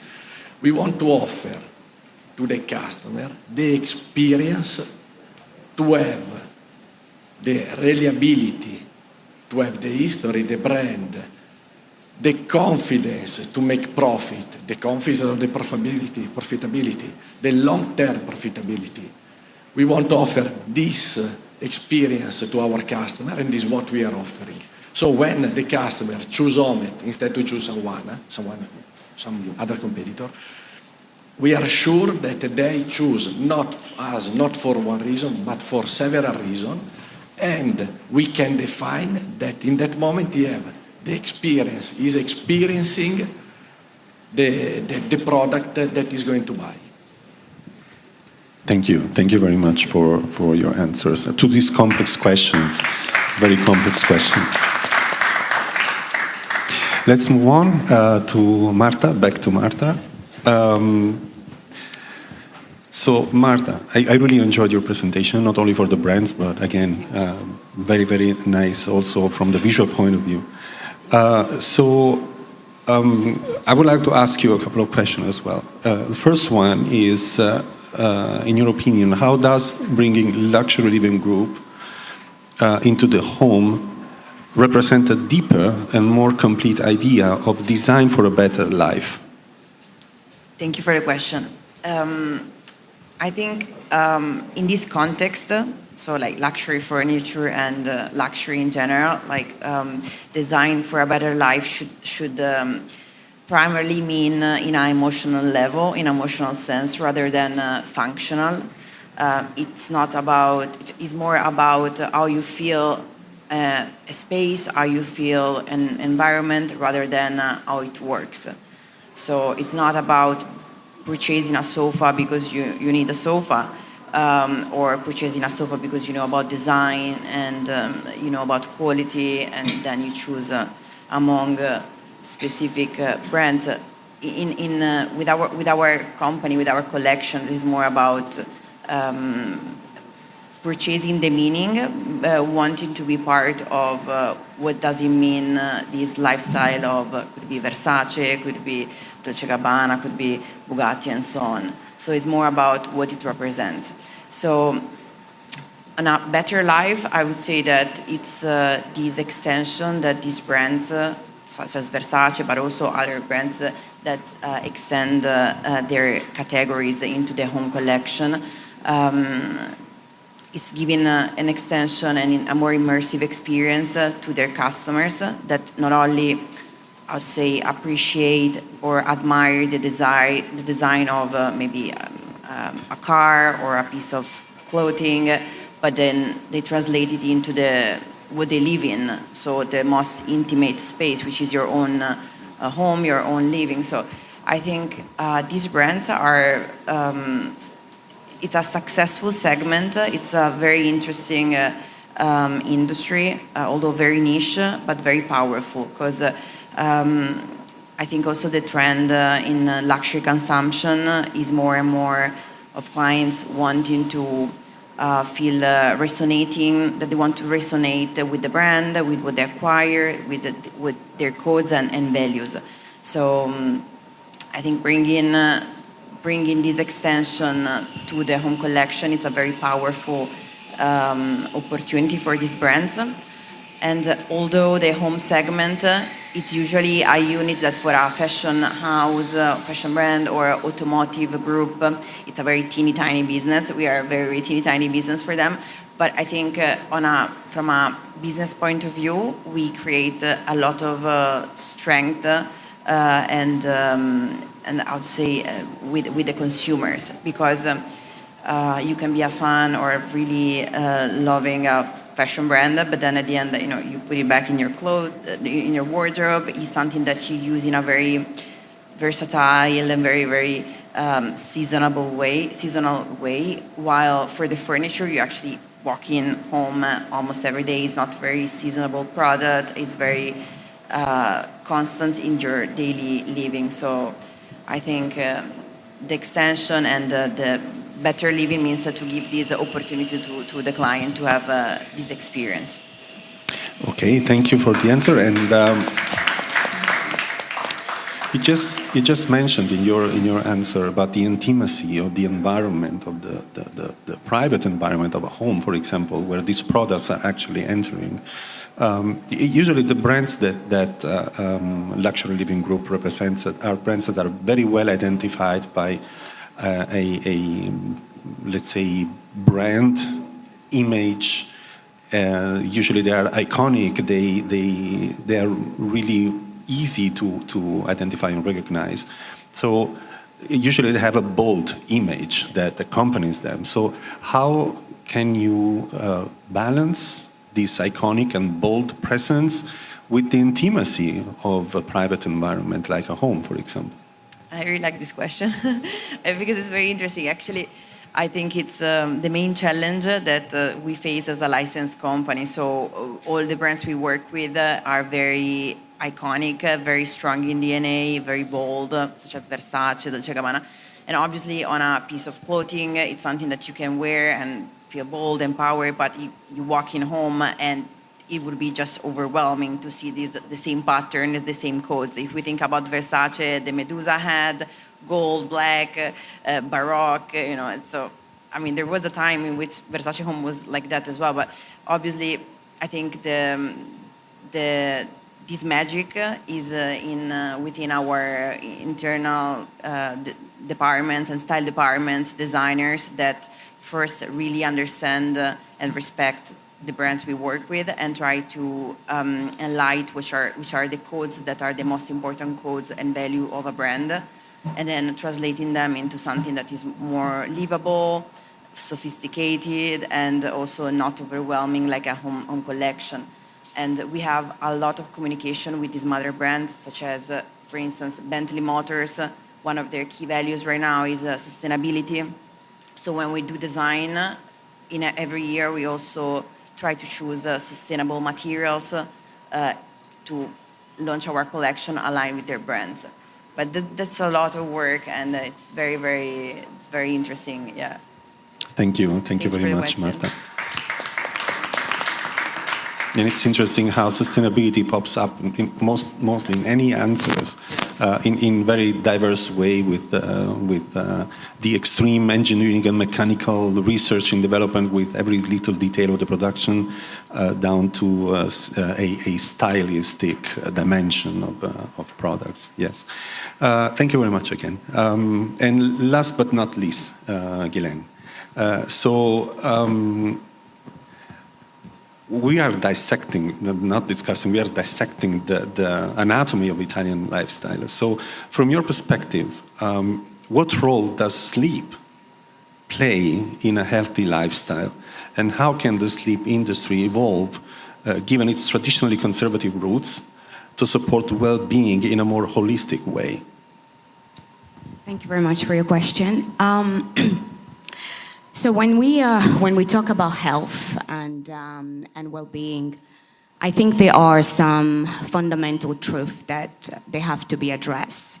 And very simply, there are three factors that have the greatest impact on our health and well-being. And these are nutrition, sleep, and obviously sport activity, as Daria has extensively spoken about. And there are a lot of studies that shows that nutrition and sleep alone, they account for 60% of a human's well-being.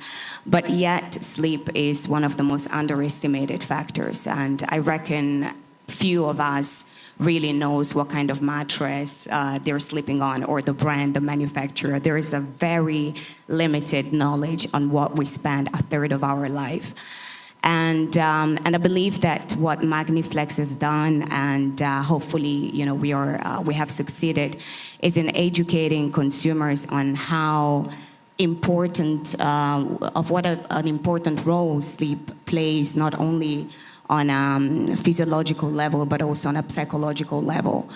On a physiological level, I can mention that sleep, for example, if it's not well done, if it's not correct, it can impact quite extensively on issues like cardiovascular risk. It can also impact on weakening your immune system. It can also impact on reducing your cognitive performances the day after. So when you sleep less, the day after you're less performative, your brain performs less. And these are studies that have been made extensively, and these are numbers that can truly impact your body ability to repair and to perform very well. On a psychological level, I think on this we have a lot of affinity with sport. Sleep acts as a mood regulator. So sleep can also help with emotional resilience. Sleep can, help you with the management of anxiety, of stress. So really, sleep can help balance your mental health. And so when you think of a mattress, you don't only as a manufacturer, right? So when we design and when we think of a new product, we don't only look at it as manufacturing an object, as manufacturing a product.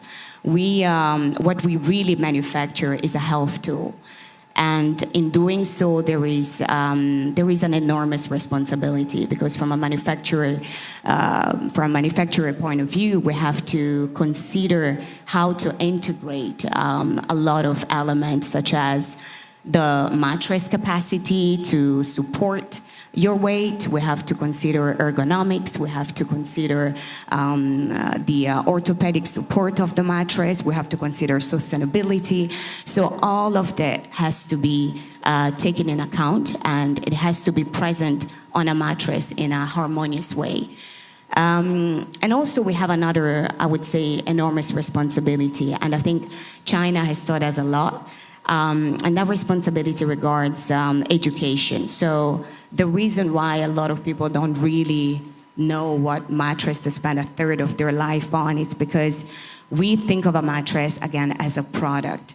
We don't think of a mattress as a long-term investment, right? And what we do is really trying to educate the end consumers through showing those data that I have just mentioned earlier. So to answer, I think, the last question regarding the future of the mattress industry, I think the future of the mattress industry relies a lot on technology, right? So on my the last video that I showed, we presented actually the first version of a smart mattress. Why technology will be the next frontier of the mattress industry, which is an extremely traditional industry. It is because consumers are looking for more and more personalized item. Again, we spend so much time with a mattress, and so what we want is the ability to communicate with the product we spend so much time on. And so a lot of mattresses companies, and Magniflex has been the one of those. We have started investing in research with universities in Italy, La Sapienza, the University of Florence, but also we are working with international labs, MIT, etc., to really design a product that is truly made for an individual. Thank you. Thank you very much for your articulated answer. My takeaway from this first answer is that I don't know the brand of my mattress, not the model. So, second question for you. Magniflex has been in China for many years, which means that it had the opportunity to educate the market, probably, right? So, how did Magniflex take this challenge? How has the brand what role has the brand played in changing or shaping the Chinese market perception about the Italian lifestyle, and also expanding this question to other sectors? What would you recommend to other companies willing or needing to shape the market in China for their product? Well, we've been in China actively since 2017. And the Chinese idea of Italian lifestyle has always been based on craftsmanship and aesthetics, which is true.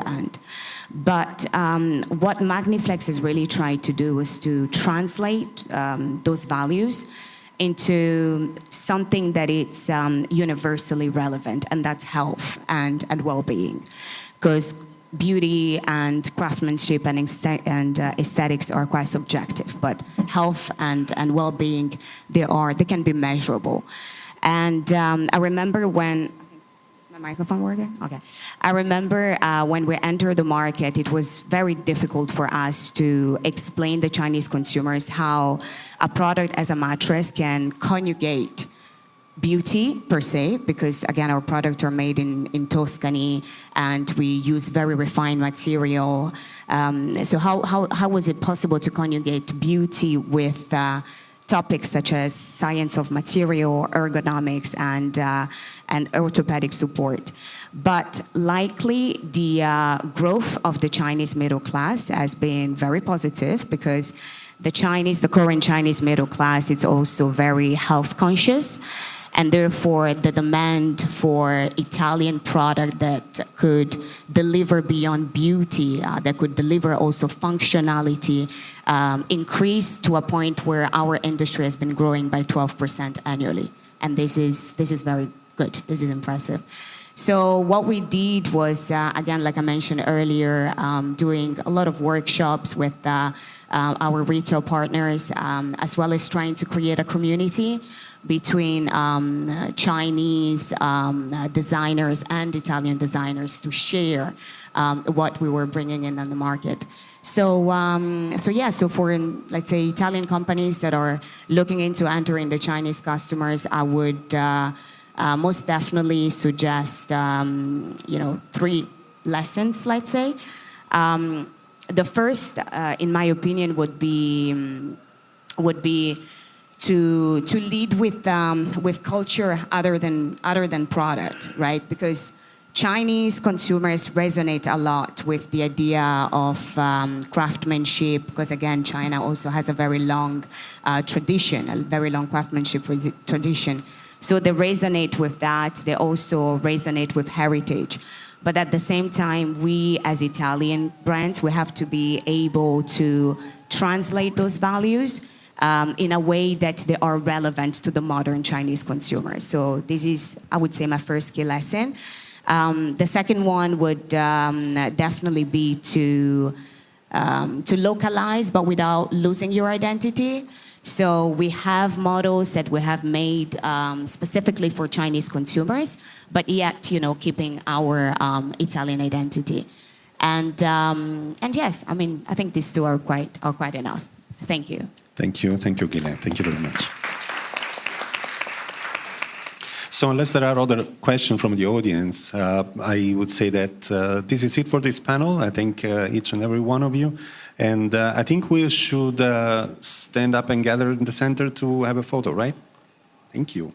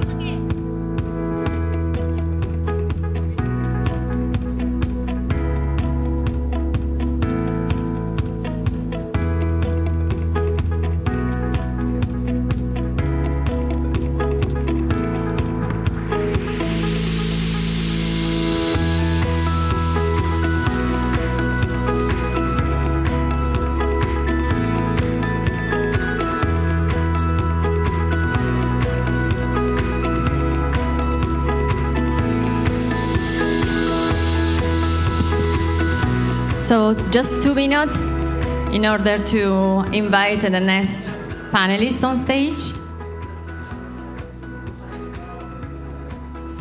Keep the music.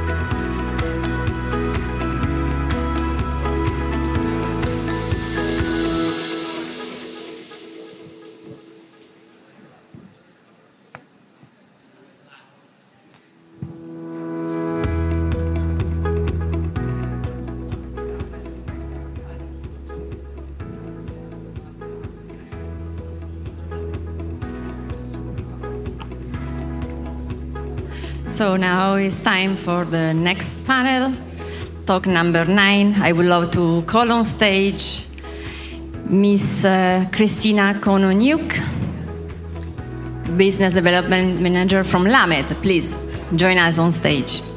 Big round of applause. Thank you, guys. Thank you, Christina. It's a free seat, as you want. And then afterward, Mario Ferrarella, Head Design from Vagas. Welcome back again. And then Alberto Sanseverino, co-founder and chief creative officer from Inventi. And latest but not least, Miss Valentina Bevilacqua, co-founder and creative director from Lo Spazio Wellness. Welcome. I'm very proud and happy to see you all on stage together. And I have the honor to introduce you. So let's start with Christina. She worked in a residential and commercial project in China and abroad, focusing on developing the presence of Lamet in international markets. She promotes the brand with the design community, within the design community, managing brand image, and coordinate the team's work across key projects. Her role combines communication, project support, and building a strong relationship with the designer, developers, in strengthening the global positioning of Lamet company. Thank you, Christina, to be with us today. Microphone, please, microphone. Thank you. And now let's go to Alberto Sanseverino. He is the Chief Creative Officer of Inventi. It's a startup opening the intersection of science and art. His career has begun in the theater as a set designer. He has since evolved into multidisciplinary practice, spanning brand experiences, immersive storytelling, and new media art. He has created a project for luxury, fashion, lifestyle, and automotive brands, and has collaborated with the leading institutions, including CAFA, and many universities, the beauty of science as well.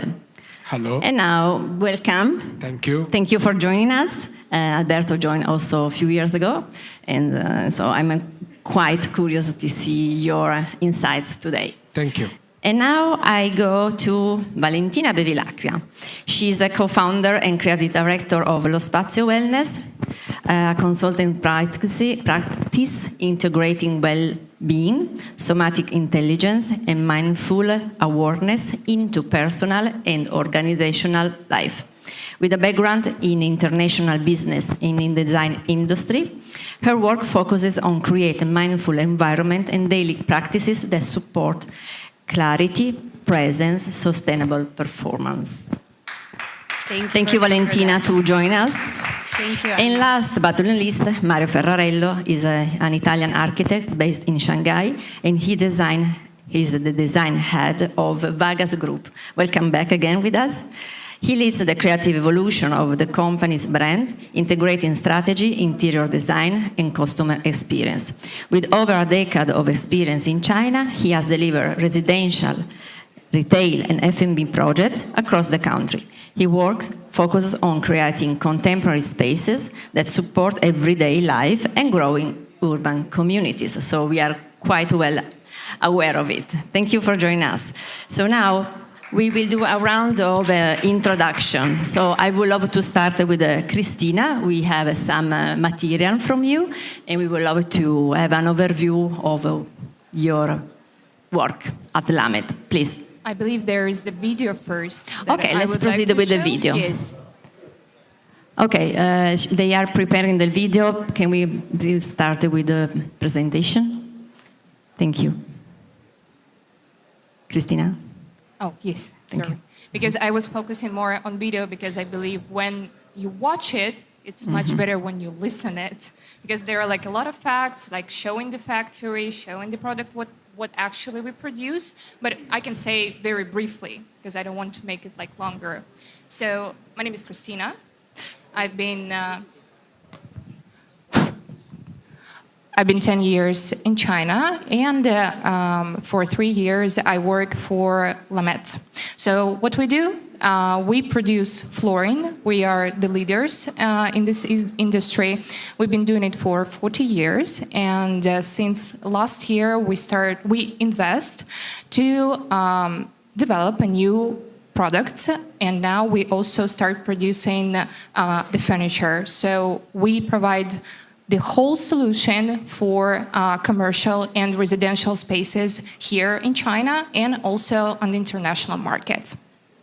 So, how I already said, is there any... We can keep going, and then I will go back with you with the video, if makes more comfortable for you. Okay. So then let's proceed with Aura. Aura, focus. With the Mario, please. Thank you. Can you pass it? Yeah. Can I have a slider? Sure. Yeah. Do you have? We do have it, but maybe he steal it. It's here. It's here. Watch. Yeah. Okay. So how to go? How to move next? Let me see. Boom, boom. No.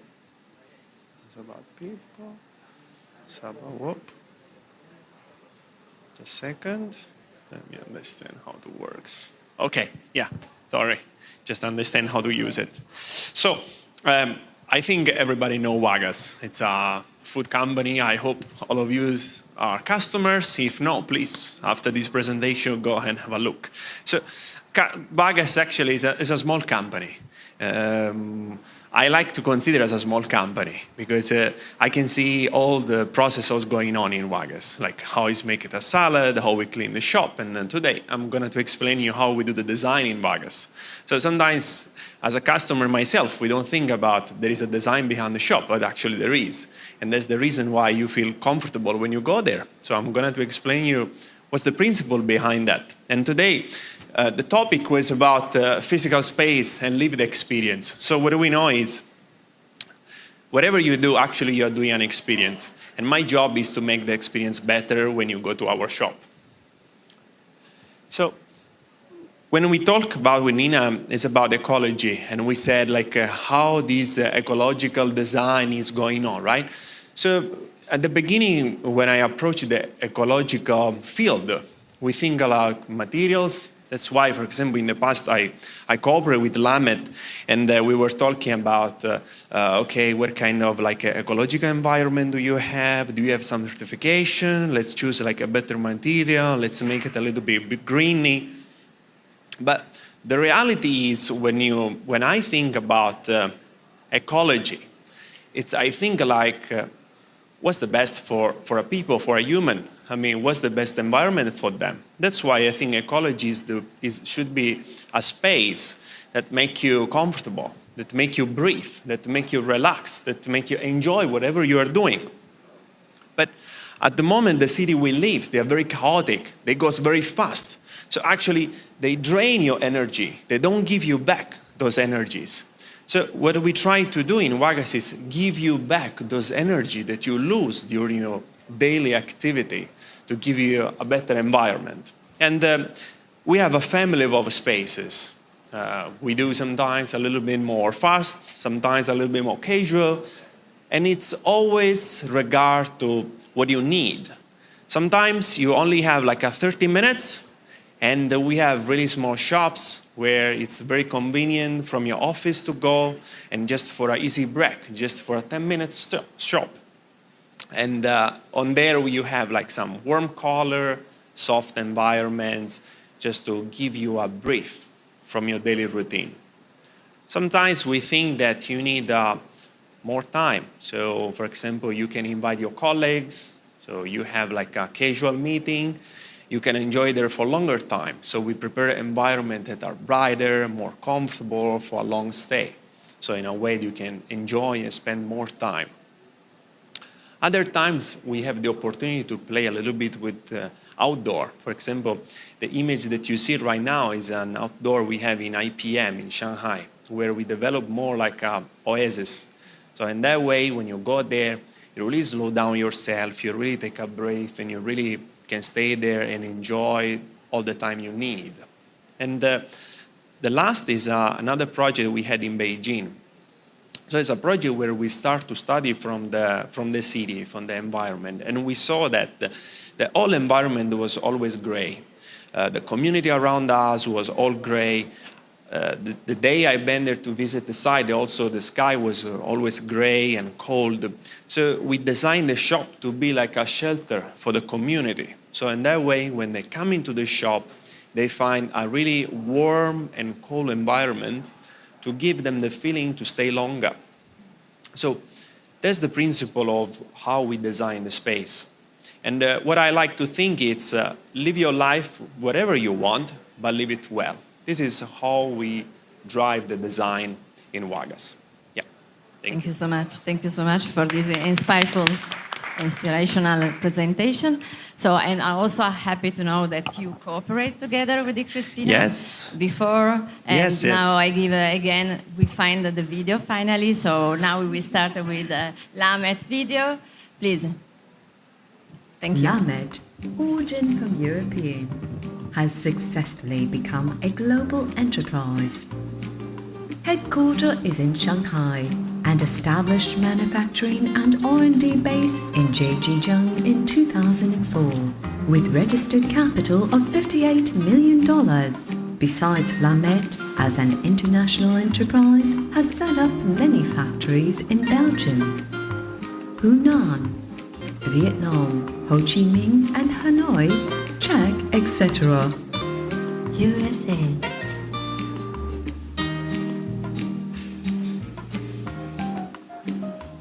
The operation and R&D team come from more than 17 countries and regions around the world. Its business covers more than 80 countries and regions around the world, with more than 6,000 sales outlets around the world.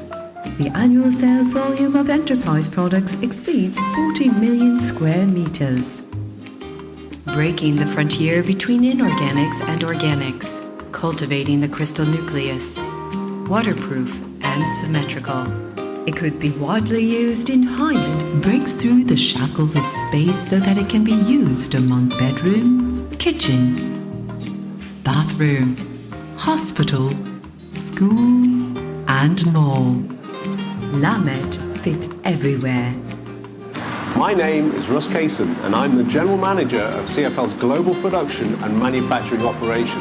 Over the next few minutes, I aim to show you around our factory in order to familiarise you with what we do here and what makes us different.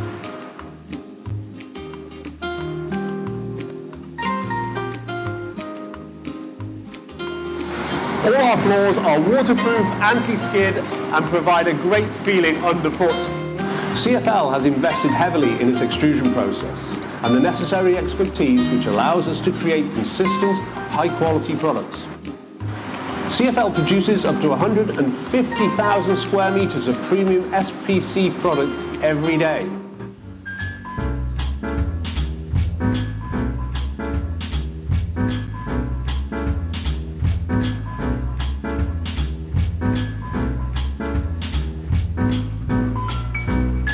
This truly amazing area in our manufacturing organisation is our production offices, of which we are rightly proud. This provides a healthy environment for our team to focus on the business of providing high-quality products.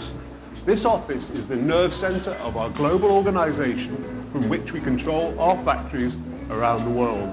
This place is not only the core of the manufacturing side of our company, but also the centre of our research and development and quality assurance department.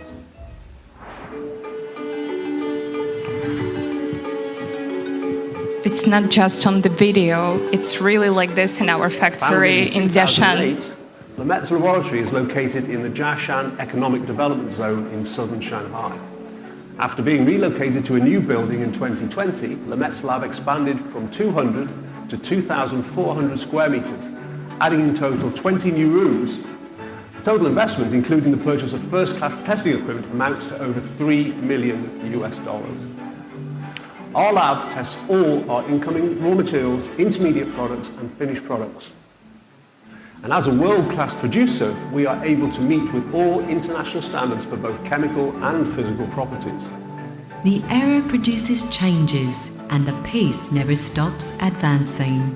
Lamet always follows its heart to make happiness within reach and present above the space of different buildings. I had the pleasure to visit some company where they were applicating their flooring, and I can guarantee it makes big, huge difference to step into such great materials and give also a lot of warmness and elegance and beauty. I mean, I'm talking about factory. Yes, I know about yes, which project we're exactly. talking about. Yes, it was the commercial project I completed last year. I think I will point more in the question part, our philosophy. So we will continue with the other speakers. I will not take a lot of time. The video that I showed you, I think it's pretty informative, so it's nothing to add in this. It's just that we really invest a lot of money, not just to create a product, invest to create a healthy product. This one is very important for us. Thank you. I will. Let's go on. Yes, let's go. Okay, now let's give the floor to Alberto Sanseverino, please. I have the PPT. Yes, it's coming. Inventi. Okay. My name is Alberto. I've been here 14 years working for large-scale event companies. A couple of years ago, we opened a startup called Inventi, focusing on the integration of art and technology, because we believe that over the years the market is changed and is going to be more on the content creation rather than construction and traditional architecture. So we did a few projects over the years working on immersive exhibitions, so reducing construction but focus more on the human values. We work for Salone del Mobile, emphasize on the cultural connection between Italy and China through an immersive experience. We also explored the new media art and AI. This summer we launched The Six Characters, which is an old and very famous Italian drama rewritten through AI. And the whole show was launched using a combination of real and physical theater and AI generated. We also we are very connected with the local culture, so we emphasize on the cultural elements of China. At the Year of the Dragon, we combine art and technology, blockchain, to deliver a full immersive experience. And recently, we also started a cooperation with a Hefei-based company called Beauty of Science, where we analyze the hidden world, the micro world, from flowers to pollinators, and we use this content to create our art installation. Recently, we also emphasize, as said, on AI, and we believe this technology will be replace or enhance creativity on fast creation and also more in a more engaging way. So this is pretty much what we do. So we believe as the market is changing and as the theme is ecological, we emphasize more on content than purely construction to reduce the consumption of energy and focus on content creation. Thank you.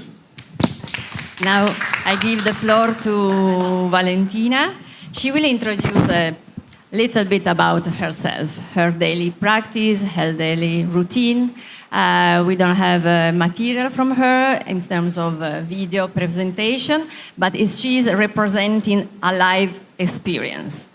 And with her practice, her studio, her philosophy, she created in less than 1 year a very important studio where people is gathering every day from very early in the morning until late in the night. And so I would love to give the stage to her to talk about this idea, how it works, how it started, and to let us experience a little bit about. Thank you. Thank you, Anna. So, hi everyone, I'm Valentina. So, and talking about designing for a better life designing for a better life design, yeah. Yes. Here I will just give you a few insights of how I decided to design a new life, a better life. So I saw Mario looking at me and say, oh, she was bringing stone sample to my office. And then now she's here representing Lo Spazio. So I've been in China for 10 years. I've been working in the design industry for 7 of these 10 years. And I saw a lot of things.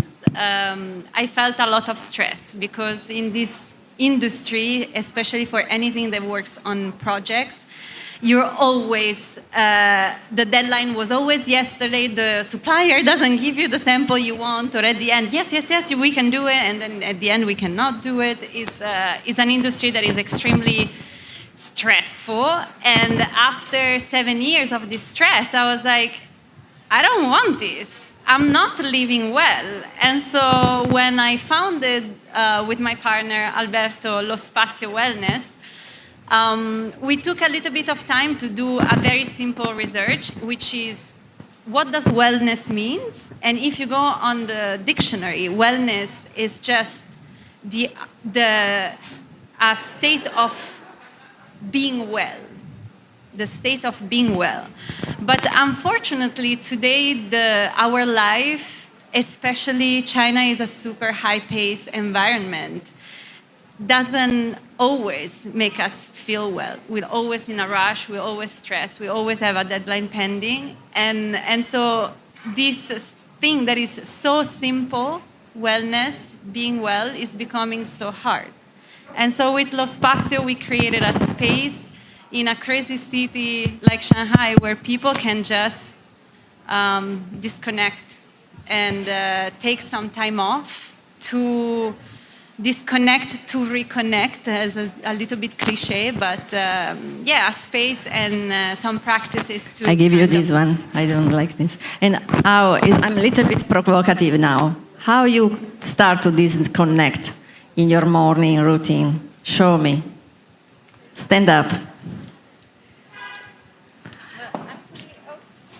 She's a friend, so I'm allowed.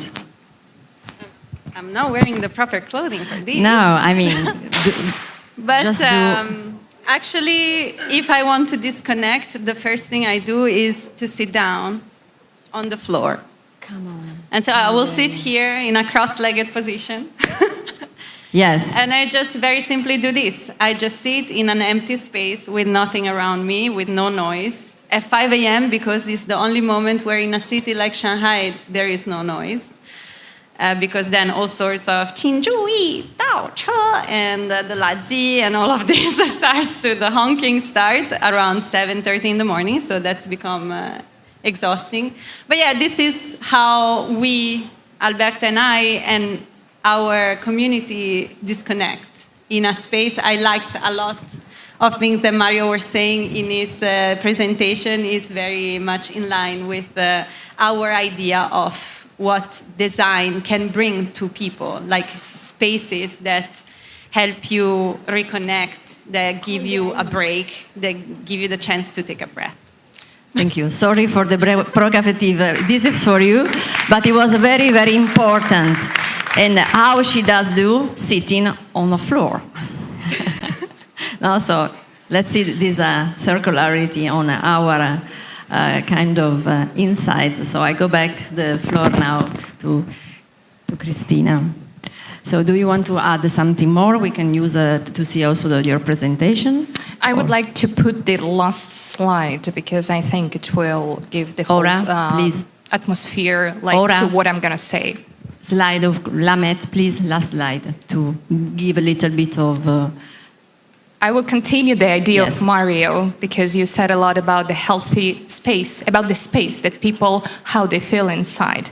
But I will go more from the product side than from the feeling, from the design, what gives you the design. I would like to speak more about the product. So, last slide, please. Thank you. I think we can go to the question, so I can, Okay. Here it is. With my glasses. So, how does your project contribute to design and an ecological future? So, as being a manufacturer, we have a pretty huge responsibility of what we're actually doing because we are the first in the link of supply chain. So we are responsible for what we produce, how we produce, and what we deliver to the final users, who me and you are. So I would like to have some interaction with you. Just think, let's imagine. When you choose the product for your home, for your office, kitchen, table, flooring, what you actually think how it's supposed to be, what you want from this product. I will answer from my side. So I want it to be aesthetically beautiful. I want it to be functional, that it's not going to be broken after 1 month of using. And I want it, I can afford it. It's according to my budget. But I have another question. Have you ever thought what actually the product is made of? We can think about the category. You can say it's made of wood. It's made from ceramic, from stone. But it's very basic category. It's very general category. Have you ever asked yourself, what's the emission level inside? Is there any formaldehyde inside the product? I would maybe shock you. It is some formaldehyde. I've never thought about this word before, but my company started doing, it's our pitching, big pitching sales point, that we are formaldehyde free. And I was like, why it's so important? Then after I decided to make some experiments in my own house. So I brought you this one. You can buy it on Taobao, it costs like around 100 RMB. What this machine does, it measures the formaldehyde level inside your home or space where you work or live. So I don't know what to do now with this information that I got, or grab my stuff and run away, because the numbers, the first I thought it's 0.35. I was like, oh wow, it's pretty fine, it's not shocking. But after I Google it, it's 4 times more than the standard that we're supposed to have, according to the World Health Organization. It's not that I created this one. Formaldehyde is the chemical, the category 1, that can lead to some type of cancers, respiratory dysfunction, insomnia, sleeping problem. So I started really wondering, is the space where I live or work is safe enough? So what we try to do, we try to invest to produce the product that actually can guarantee that there are low emission level, no harmful emission, and formaldehyde free, that you can use in your home, in your office, and be sure that it actually protects you, you, yourself, your children, your family members, or your employees, if we're talking about the commercial spaces.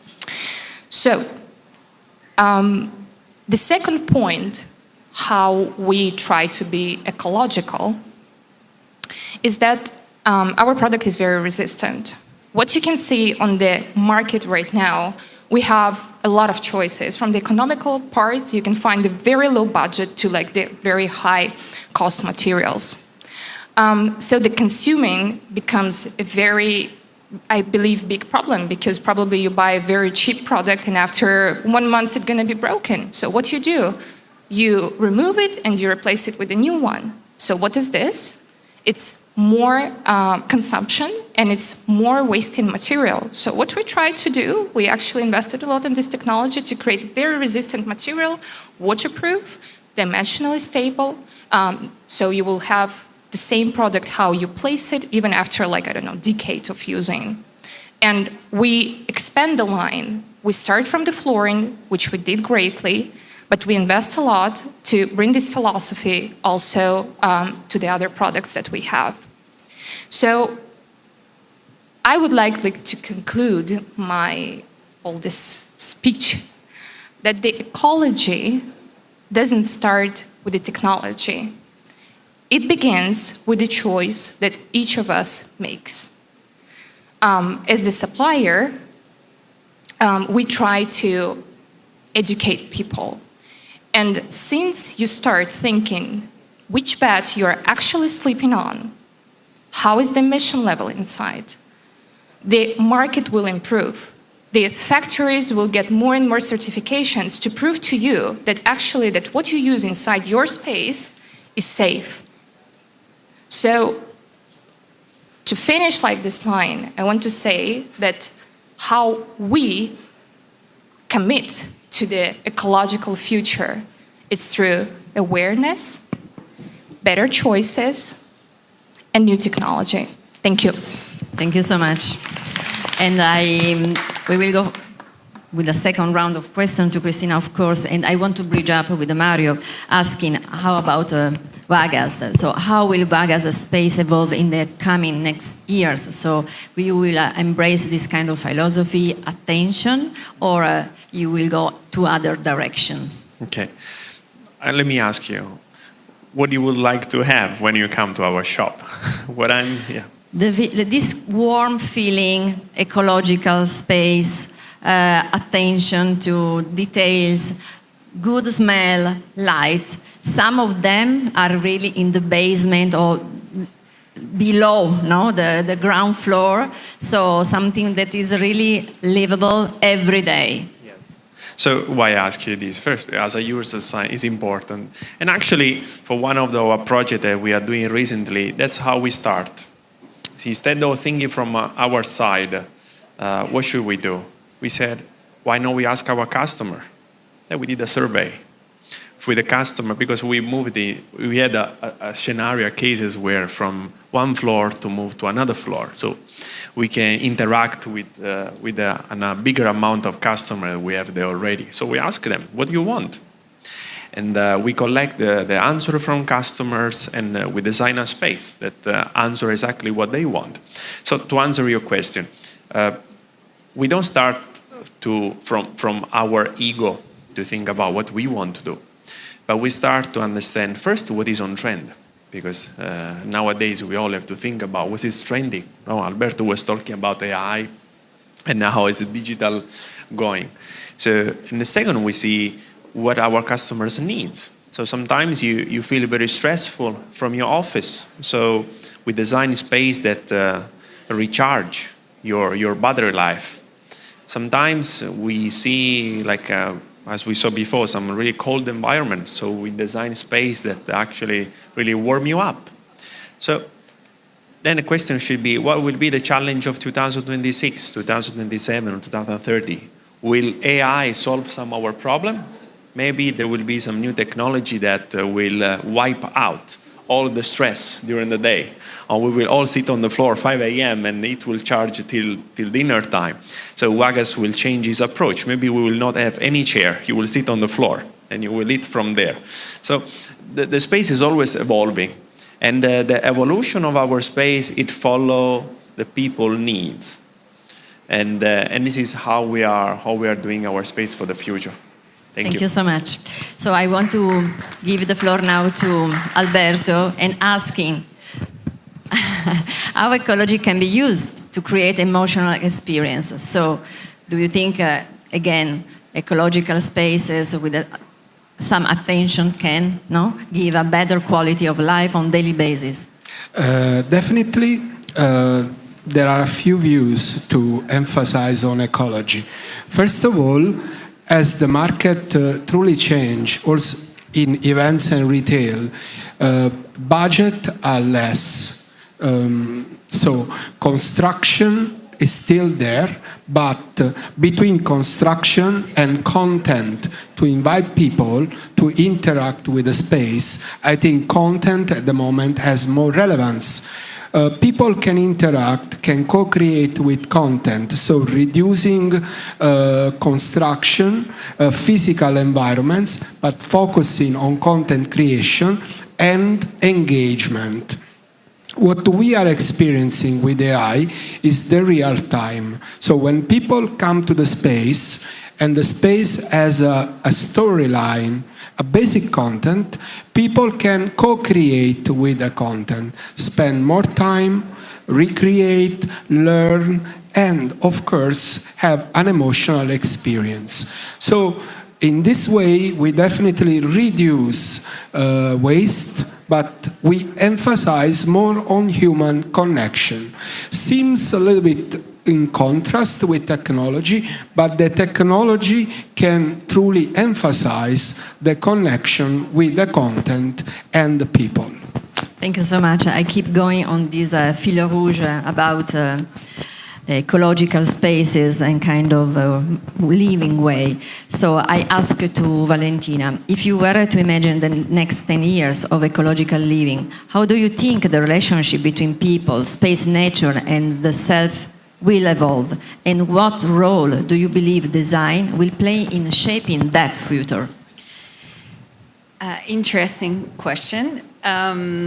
Based on my new design of my new life and my new ideas of what is needed, I see a future where spaces have somehow create less friction, create less distraction, so that people can really focus on what really matters, on whatever you do in this space. The focus should be that of bringing you more to take people to be more connected with whatever you do in this space. While now I notice in my many years working with furniture and with designers that we are always trying to add technology, make things more high-tech, more performant, more innovative. I remember when I was working in the furniture industry, like people showing me this sliding system that you just do this and the door opens, but it takes 40 seconds, and you, in front of your wardrobe, you might not always have 40 seconds to wait for this door to open and close. So I feel like that maybe a little bit against what Alberto just said a second ago, technology is bringing more chaos in our life. We tend to find solutions to problems that are not really there. So for me, I hope that in the next 10 years, people will start to really embrace maybe the cliche or this somehow old now philosophy of less is more. So spaces that are more back to earth, more connected to nature, so that people don't have to buy a grounding mat to ground and to feel more connected to nature, but they can just maybe walk outside their office or walk outside their home and have their feet in the grass. They don't have to put on a screen like an ocean-like wave to find calm, but they can just spend more time in water because it's more accessible. So this is what I hope the future will hold into design. It's very interesting because you and Alberto have this completely different approach, different angle to experience and life as well. So I want to go back to Alberto and asking him how AI can reproduce nature and how AI can impact in the live show industry and how is the forecast of the future in this sector. Okay, so I think the AI is not one direction. So back to the topic. It really depends how we use the technology. Of course. If the technology is very heavy, so it doesn't bring any interaction. But if we connect the senses with the technology, so in a way we have this impact of emotions. We use less our device, but we use our hands, our voice to make the physical space becomes interactive. And I think this can be very beneficial. Again, it depends how we use. If the technology is only related to itself, it doesn't make any impact on the ecology, on the way we interact with this. But if the purpose is to heal, to inspire people, I think it's a good advantage because the space is on transformation. That's the different, I think the point of merging the nature transformation with the technology. Absolutely. And also I want to invite our friends and guests to go to Iguzzini Space. They are using a disposal equipment from Scienziatum Liverpool University, VR, virtual reality, and the students. And we will talk tomorrow about this a little bit deep down, about this project and this workshop they did it. So you can see the impact at their booth to try with the equipment how Iguzzini integrate in the virtual reality. And this is an example of an impact on the lighting. Yes. That is very important on our daily life. Agree. So, Mario, let's go back to Vegas. So, how Vegas decide which space goes, which kind of target of people? And you mentioned already something before, but what is the strategy and the philosophy to create spaces? It's not always very smooth, like a clean line. There are a lot of elements that collide together. For example, sometimes we have some requests from landlords, which they sometimes are very, very strong. They have very strong opinion on it. Then sometimes we have the opportunity to play the main role. So we decide by ourselves. But the key point is always to look what happened around us. So sometimes we see there is a community of person who live there, which is maybe a little bit older. Then we design a space that is more suitable for them. Sometimes we see what happened, like there are some schools, international schools, or some big office tower. So we tailor-made for what is around us. So instead of starting from our point of view, we start from the people point of view, from the community point of view. We try to see like a community-driven side.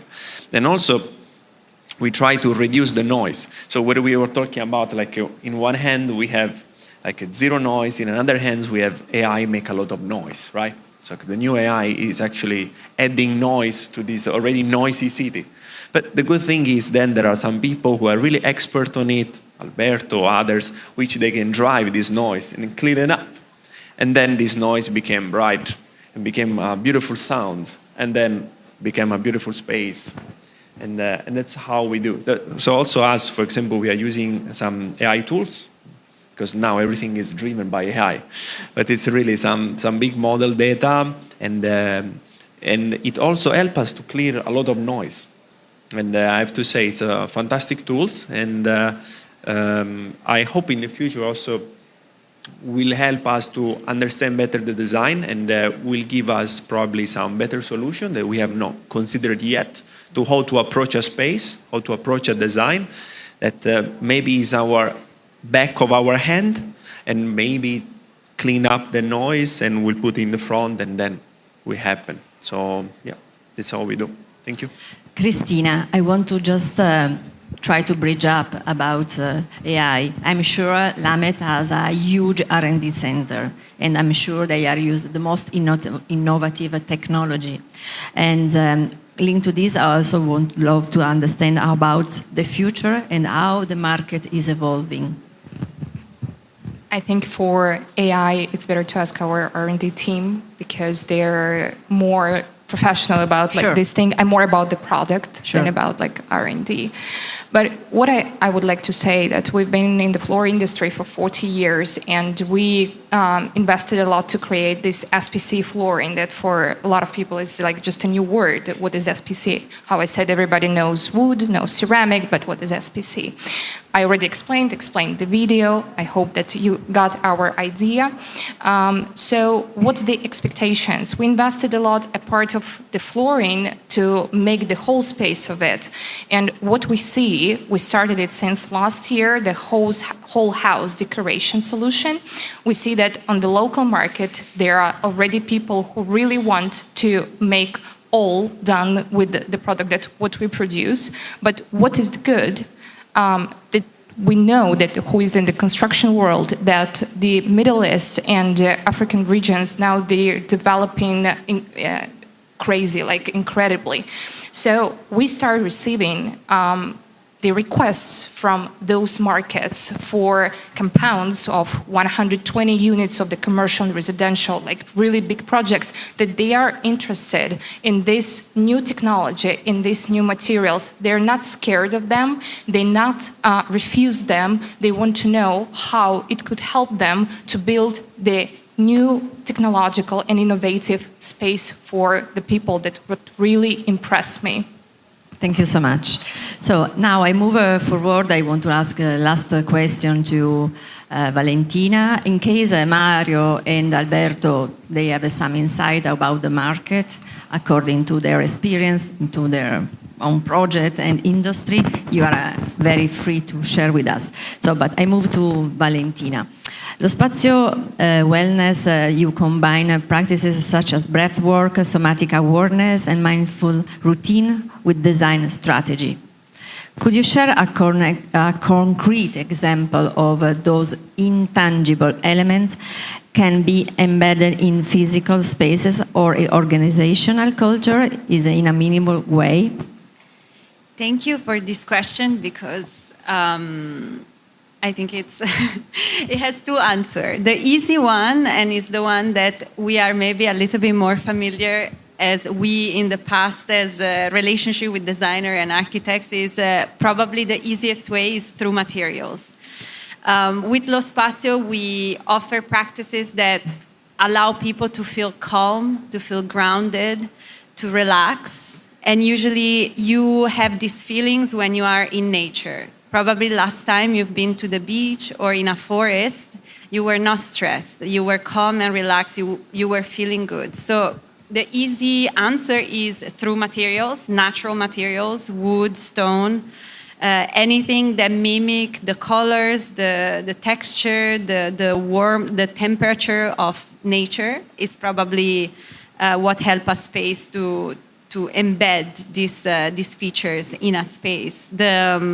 A little bit more uncomfortable answer is if we take the two spaces where we spend the most time in is our home, and then we are responsible for how our home feels and look and the design of that majority of the time. Then of course some people have the luck of being able to hire a designer to do that. But the other space where we spend like a third of our waking time is the office, a workspace, and then there is probably the responsibility of the employer to embed these states, like this feeling of calm, this feeling of relax, the ability for the people working in these spaces to achieve these states. And so that requires a whole different level of not maybe designing spaces that create less friction, that are more flowy, that help people to relax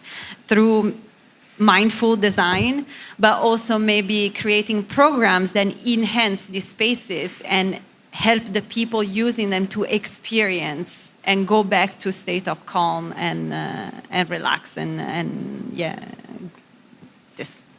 So you will come as to your studio soon to try your practice. Yes, and, you're welcome to come to our studio to yes. try, or we can come to your companies also to Exactly. do trials and exactly. design So new you work also with the programs. corporate, right? Yes.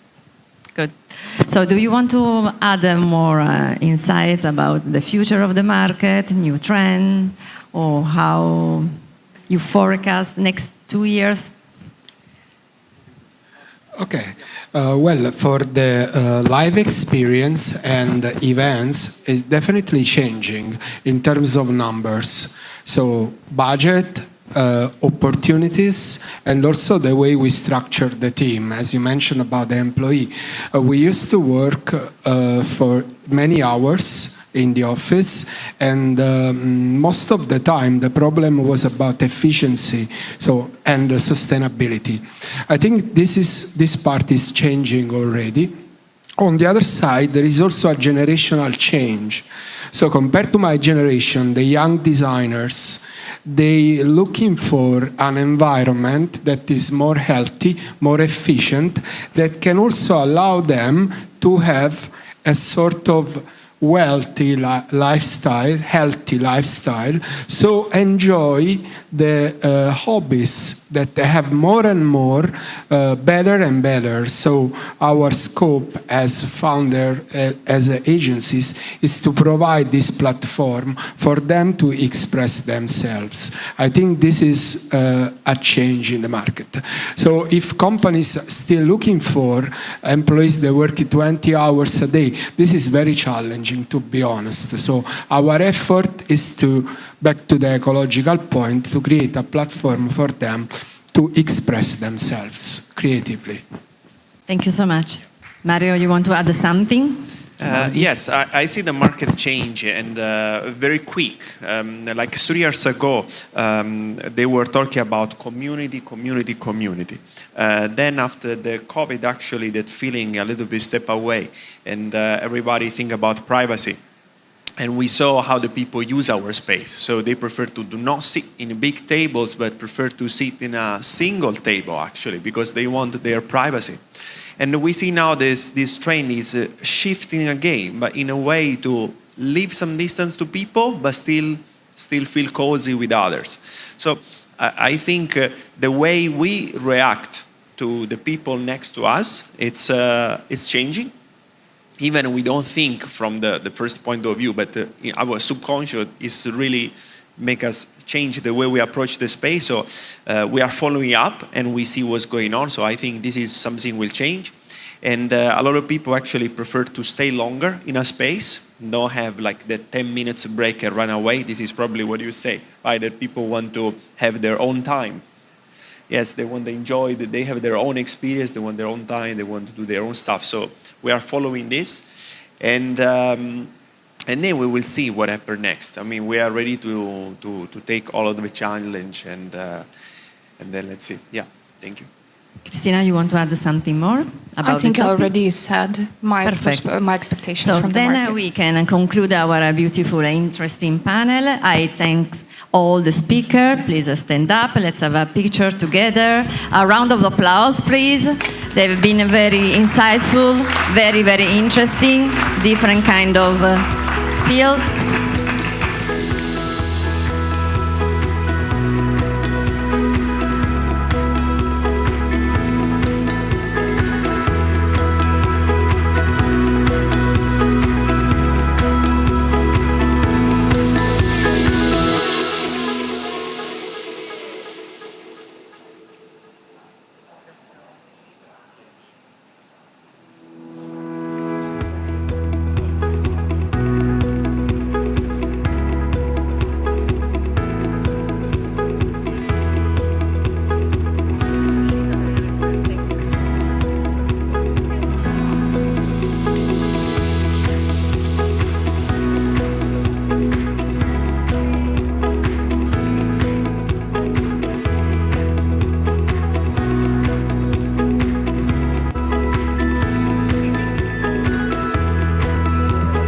Thank you so much.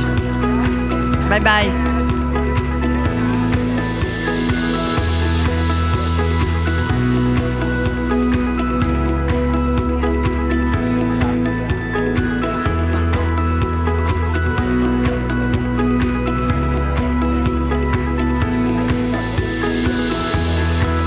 Please, all the speakers stay with us, and now I can welcome the next panel. Please, Lingang Experience. Please, our speakers, join me on the stage with Claudia Ciao, our moderator. Please.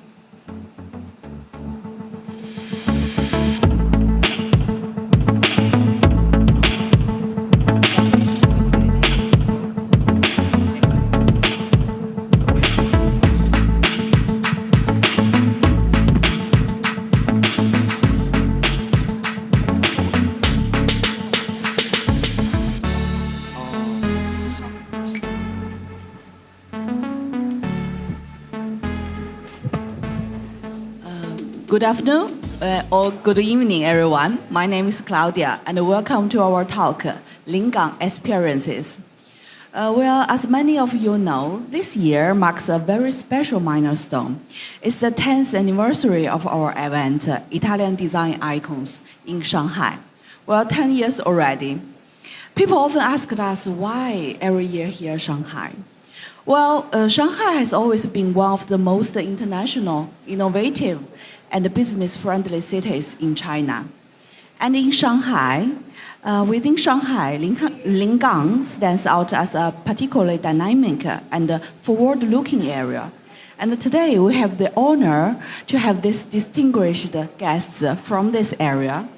Larry from Lingang Special Area Administration, welcome. And Mr. Xu Xiaoqing from the 3 Mars High Tech International. Finally, we have Mr. Lu from Pharma Machine Tool. Welcome, welcome.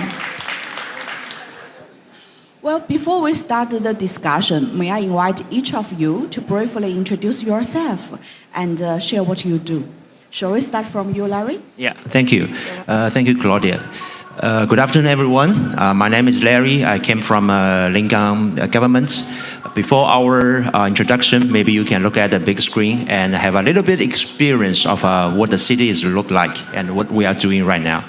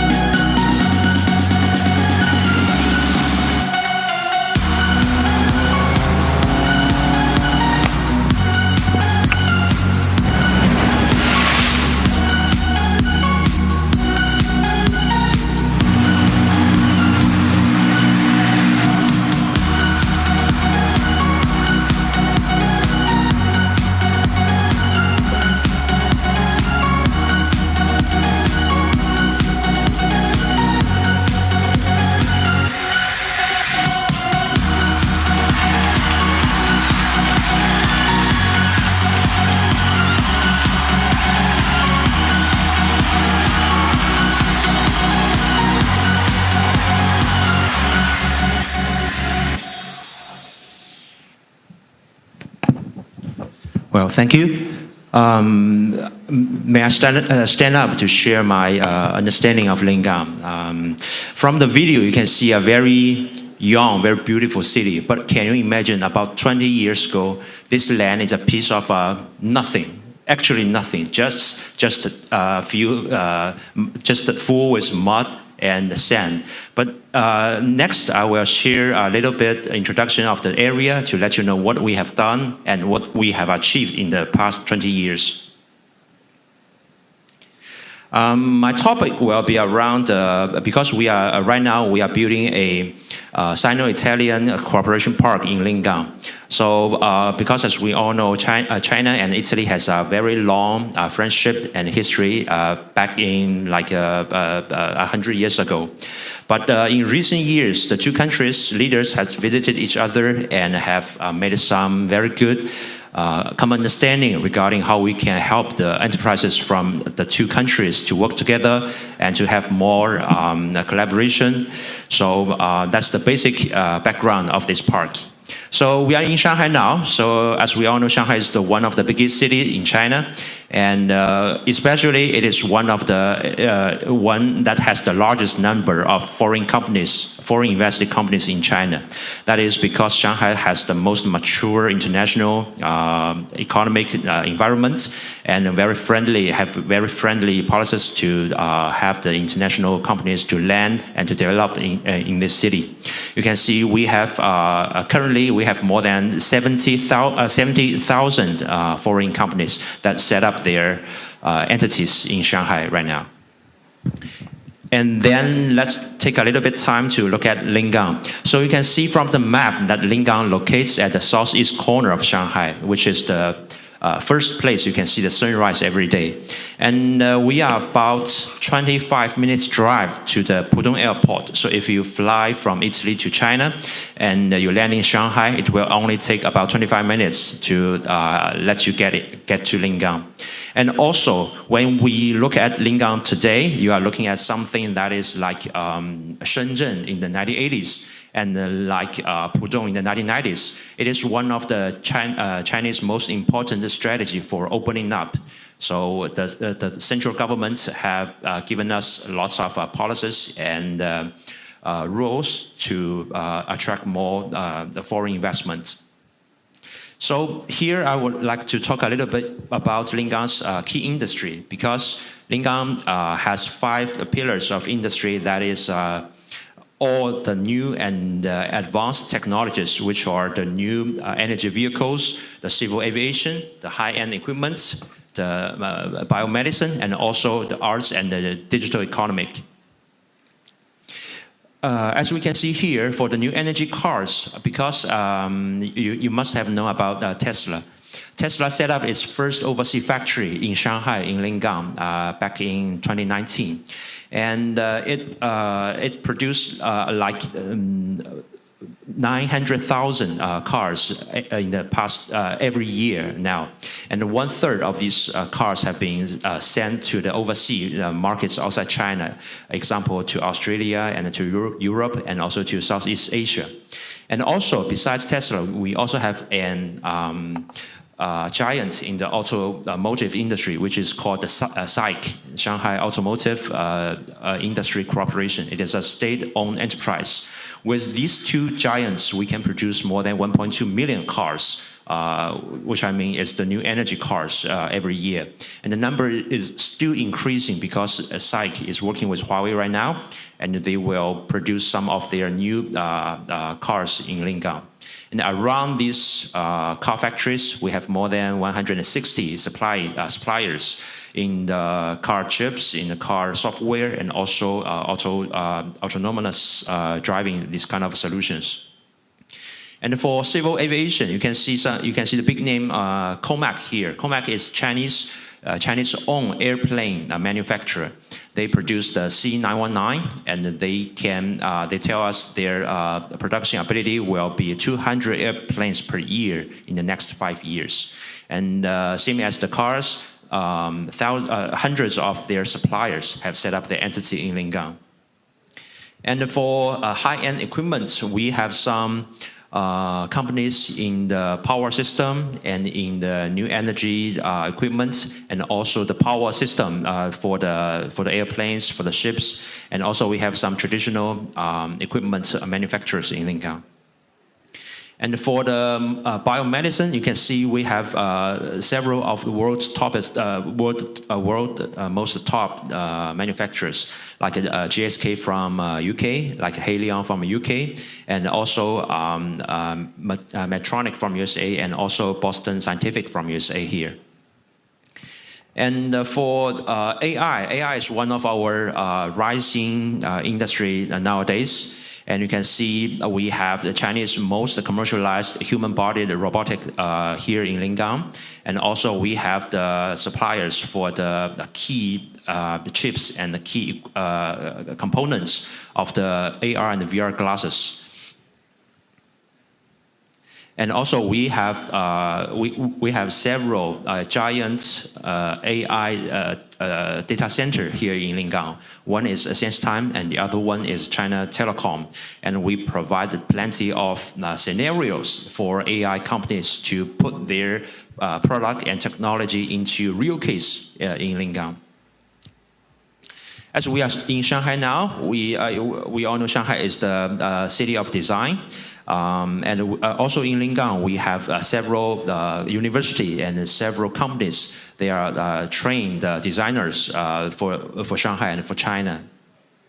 We joined lots of design-related events, including the IDI right now. And we are very honored this is the second year we joined this event. And we get a lot of connection with the Italian companies through these kind of events. What we are saying is that Lingang is a city of design is also because the city is designed by a Germany studio called GMP. And there are plenty of trees, plants, and waters in the city. So it is a very suitable place to live and also to work. We have colleges like Jianqiao and like the Academy of Arts, and also we have companies that is doing the programmers and designers for the top games that are in China.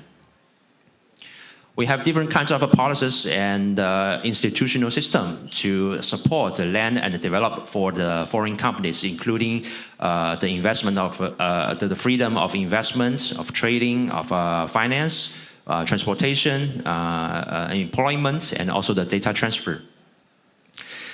As a result, you can see in the past few years, we have gathered more than 3,000 foreign invested companies in Lingang, including Tesla, Volkswagen, Palma. We also invest Palma here, and also some big names in the world logistic industry.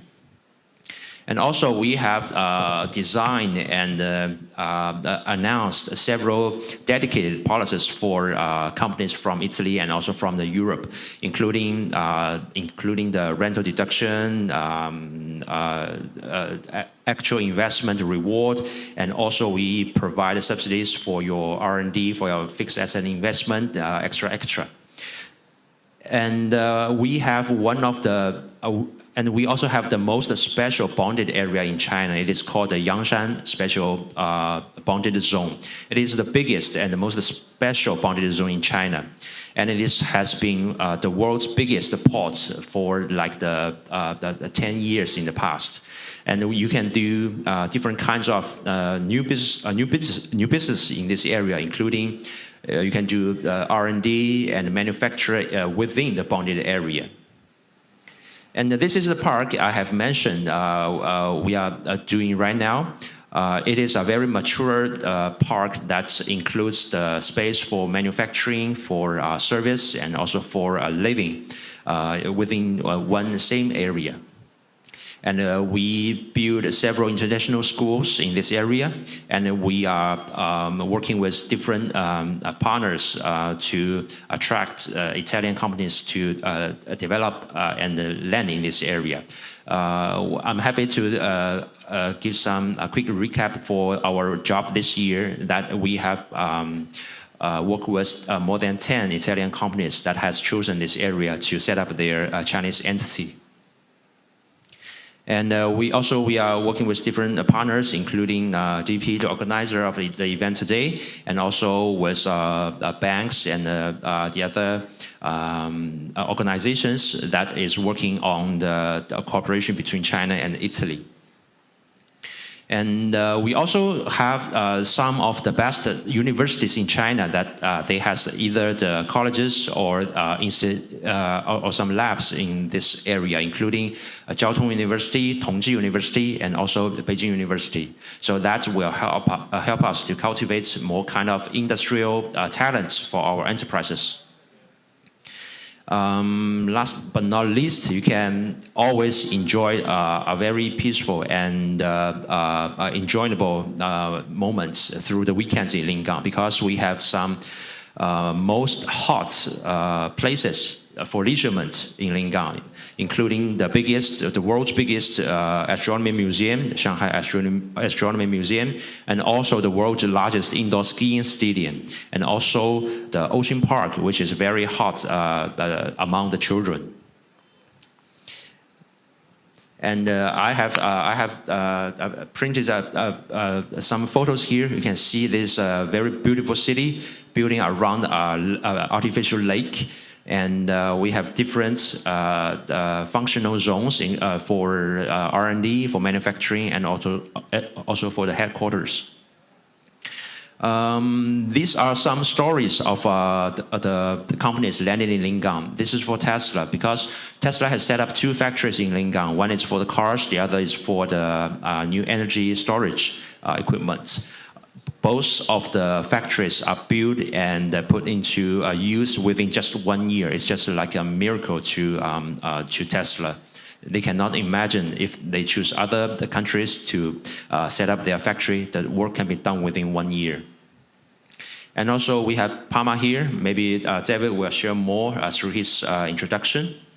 And also we have companies from Germany and also from Austria that is making the most advanced technology and products here in Lingang. That's basically my introduction. Thank you.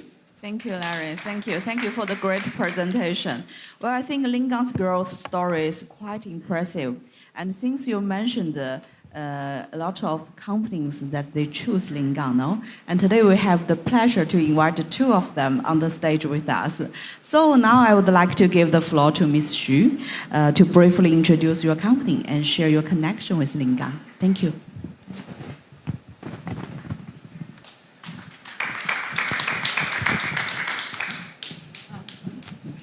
Hi, my name is Arlene Xu. As a foreign company, we'd like to invest 2 companies in Lingang area. I will explain later why Lingang is so impressive to us.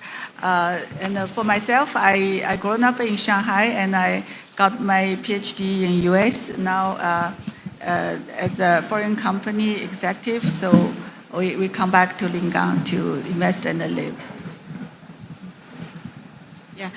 So what about Mr. Lu? Do you have something to share with us about you and about what you're doing? Yes. Thank you. Yes.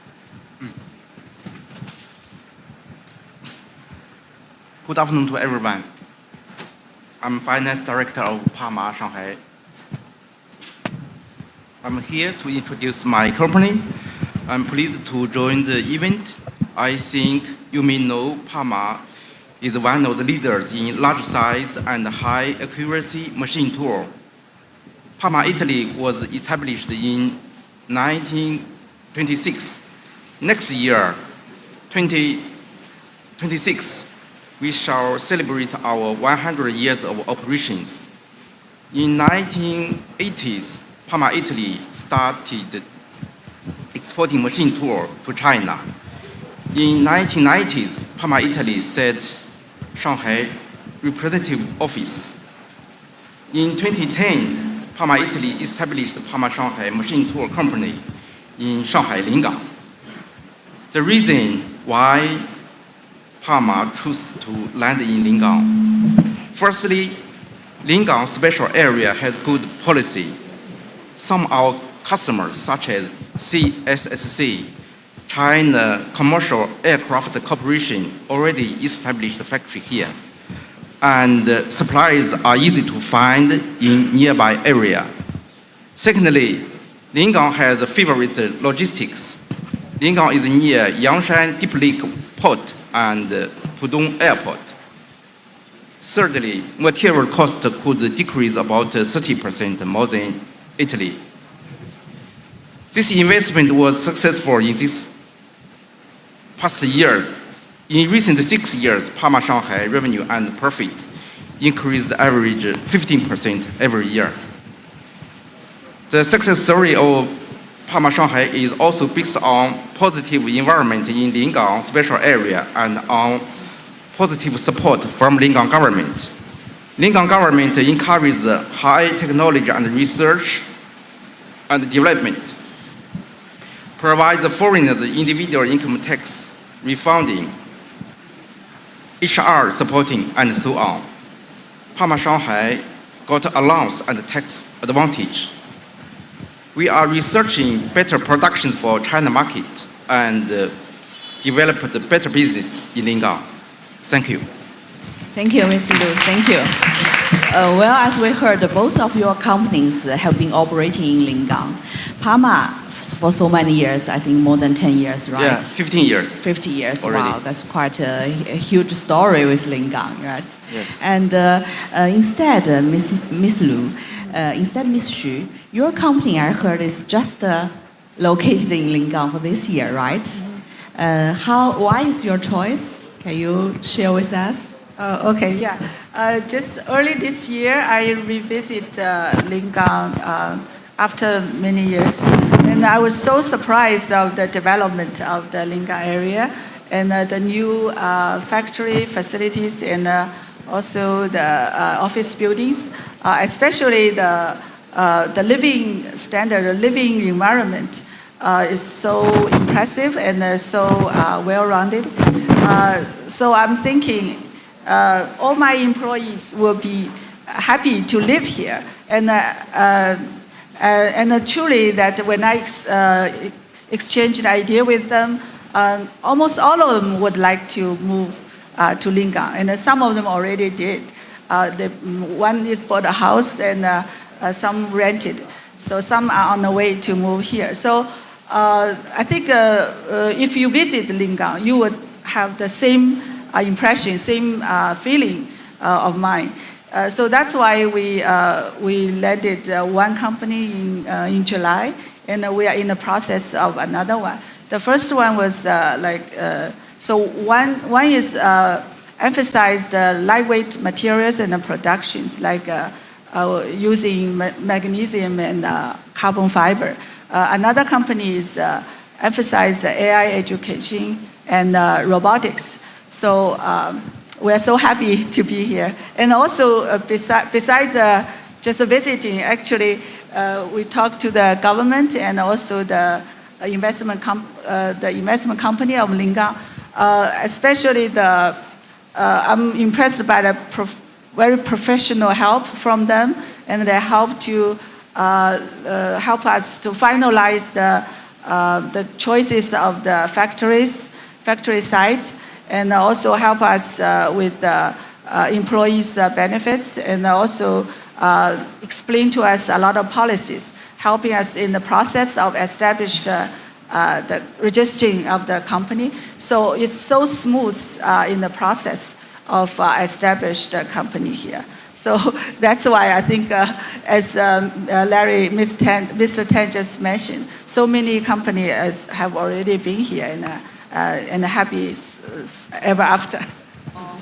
Thank you for sharing with us about this. I think the quality of life for everyone is very important. It's the center of a co-business, right?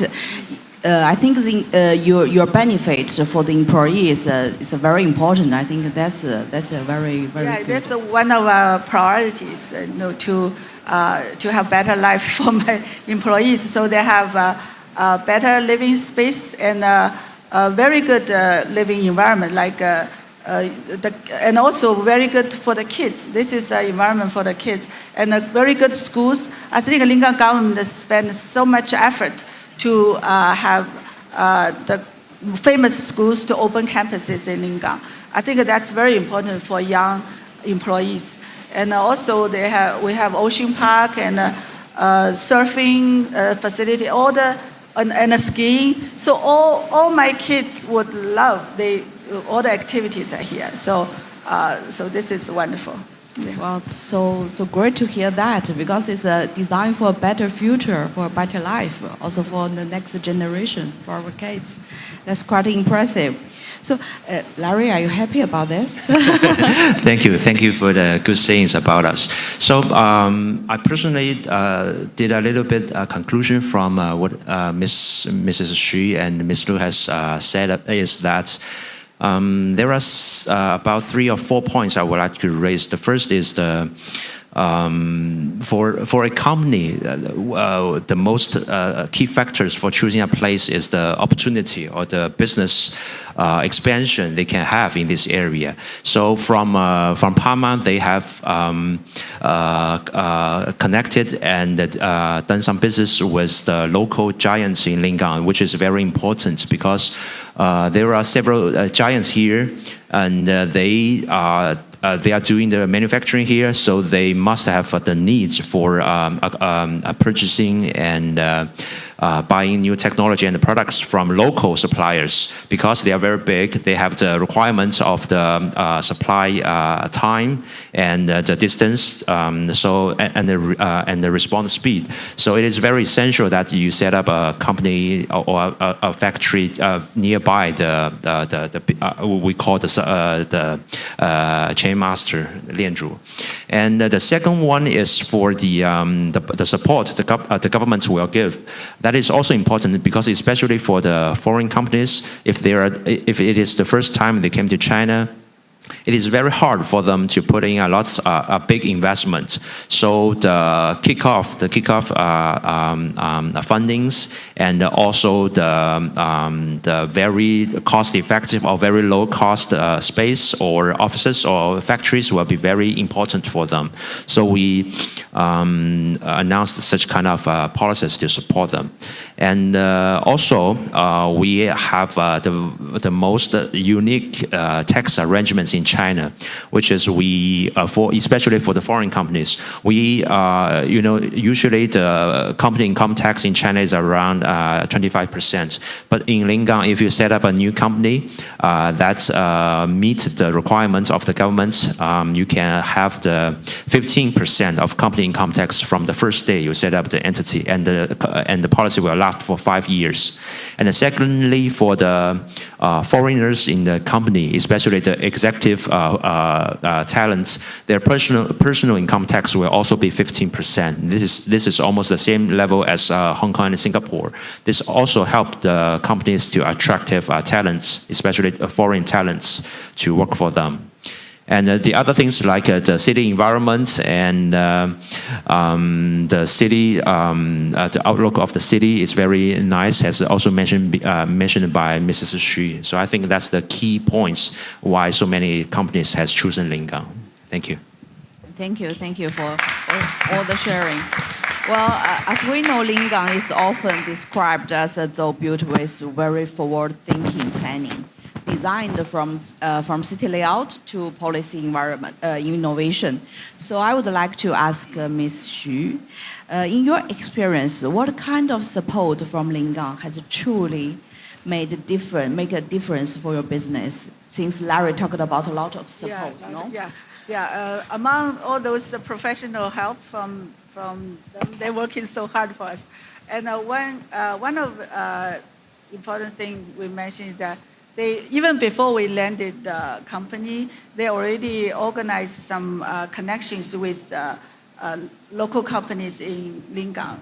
Those companies already there, so we sometimes we can connect it, or we can exchange parts and services. And Lingang has a good policy that if you have parts and or the services you purchase in the area, you get 10% off.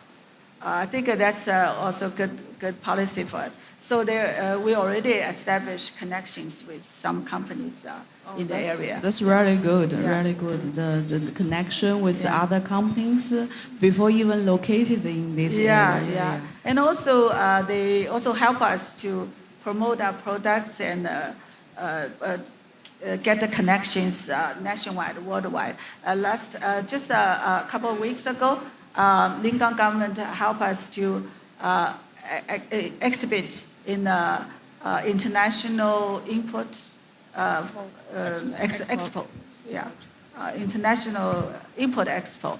So they help to even they help to design the booths, set up the booths. We just put our samples there. So and we not only we promote our products like our magnesium forged wheels and also our little robotics, but also we get connection with our material suppliers and also the distributors. So thank you very much, Larry, for your work. Our pleasure, our pleasure. Well, just as Ms. Xu mentioned about the import-export exhibition, maybe also from Parma, Ms. Lu, you have something to share with us, right? Yes. We have been to the business in Lingang more than we see 15 years. So in the past 15 years, the Lingang government gave much supporting. Firstly, Lingang have a good policy. Lingang government provide good allowance, like the technology innovation allowance. And the Lingang government encourage companies to do the research and development. And especially support like the mother industry machine get the tax advantages. And the Lingang government provide the purchasing 10% allowance. And others like HR supporting. I have one example in 2020, December, like 5 years ago. My one colleague left who is in charge of the foreigner individual income tax refunding. At the last day, I know this information and I asked Lingang investment promotion department, the service office. Several officers worked about 2 days at night, help us to get this allowance. And our foreign colleagues quite appreciate it. We thanks Lingang government. We get enough supporting. And we grew, we expand our business, and we get business from Lingang government. Company grows. And in the past years, of course, we paid much tax. In the 15 years, our business increased 10 times. Wow. And in the past 6 years, from Lingang special area established, our business increased every year 15%. So we think Lingang and the company get business each other. So we say we are successful.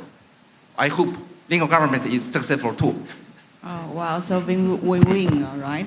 We win, all right. yes. Well, congratulations, congratulations. I hear a lot of cares here. Yeah. Right. One thing I would like to input is Mr. Lu didn't mention is in the CIIE, because Parma also joined this event, and our Chinese Prime Minister, Mr. Li Qiang, has visited their booth because they are doing so well in Lingang. And their product is so outstanding in the industry that because the Prime Minister only visits like 3 or 4 booths in the pavilion. So it is very it is kind of a proof of Parma's growth in the past 10 years. That's really impressive. And so far we talked about in the past, what do we do? So looking ahead, what are your plans for the Chinese market? Can you share a little bit with us? Parma continue to research and develop the new production in Lingang. And now we are producing a new production speed mill in China. And in the past 1 year, in the market, this production is welcomed. And with our business extending, I think we will invest more in China. Oh, that's a really good news. Really good news. Yes. Well, what about you, Miss Lu? Miss Xu, what about you? What about your company? Since you have two companies set up. I think China market is so huge and it's so important for our foreign company who's setting the subsidiary here. And it's like one is to serve China market, one is to export back to Europe and the US. So for our robotics, it's so within a short time we already entered many schools in Shanghai, and also we already held use AI innovation competition, and so many schools, so many teams already participate. So we kind of contribute to the China market with expert of artificial intelligence and robotics. But we also expect to export the robotics back to Italy, to Europe. So maybe people in the audience can help us for the distribution and also for the more advanced software cooperation. Also, our second product is magnesium forged wheels. It's much lighter, much better characteristics compared to aluminum forged wheels. So this is also a big market for in China because the Chinese new energy vehicles are like a kind of production center for the world. So it's a big market for us. Also, we also like to get help with designers from Italy and Europe, because I think Italy is the capital of the art, capital of the design, and a source of creation. So if we'd like to invite Italian artists to design the wheels for us, also design the robotic for us, yeah. Also, if anybody interested in the distribution of our lightweight wheels in Europe, in Italy, we'll welcome. Thank you. Thank you, thank you. Here we see we can see a lot of opportunities. Yes. Well, my last questions was for Larry. Could you share with us how Lingang's planning and policies are designed to make it easier, better for international companies to settle, to grow, and to truly take root here? Yeah. Thank you, Claudia. Before my answer, I would like to take this opportunity to thank our strategic partner, DP, Mr. Carlo and Mr. Matteo, because you can see it is, frankly speaking, it is a tough time for foreign investment attracting in the past few years. But why Lingang has started the project for the Sino-Italian park in such kind of a tough time? I went to Italy for 3 times since last September. I talked to more than 30 Italian companies there, especially for some innovation and technology companies. Their feedback is that they are doing something very well. Their technology is good, and the talents are very professional. But their key issue would be in Europe, the market size is not so big enough for them to grow, and also the regulations in Europe that has some difficulties for them to put their technology and the products into real world. They have the technology, but they cannot put it into use to get data and feedbacks from the end user. But in China, the environment is different. You can see we use all kinds of technologies in AI to make life better, including the mobile transfer and the convenience of using different kinds of mobile technologies, these kind of things. And also you can see on the road of China, there are so many new energy cars that is self-driving nowadays. So it is they cannot imagine these things can be done in Europe in the next 5 or 10 years. So they have the will to enter the Chinese market.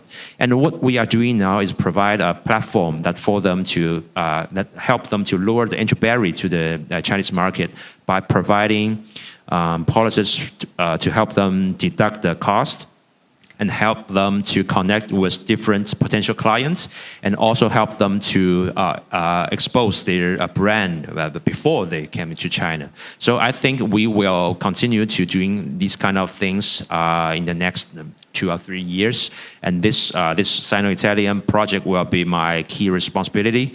So it is very good to work with partners like DP with us, because we can help to introduce Lingang to the Italian companies that has the plan to enter the Chinese market, or the companies that's already in China but has some potential expansion plan.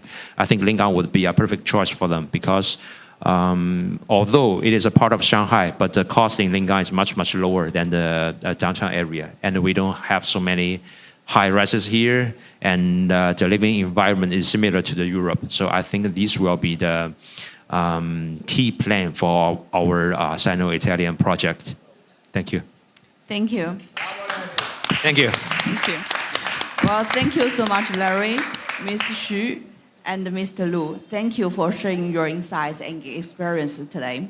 I think it's always encouraging to see how Lingang grows, continue to build, to create, to commit, and to engage for global big companies. Well, stories like yours truly show how a district, when thoughtfully designed, can make a real difference. So we hope today's sharing inspires new ideas and perhaps new cooperations. Thank you all for joining us, and enjoy the rest of the event. Thank you. Thank you so much.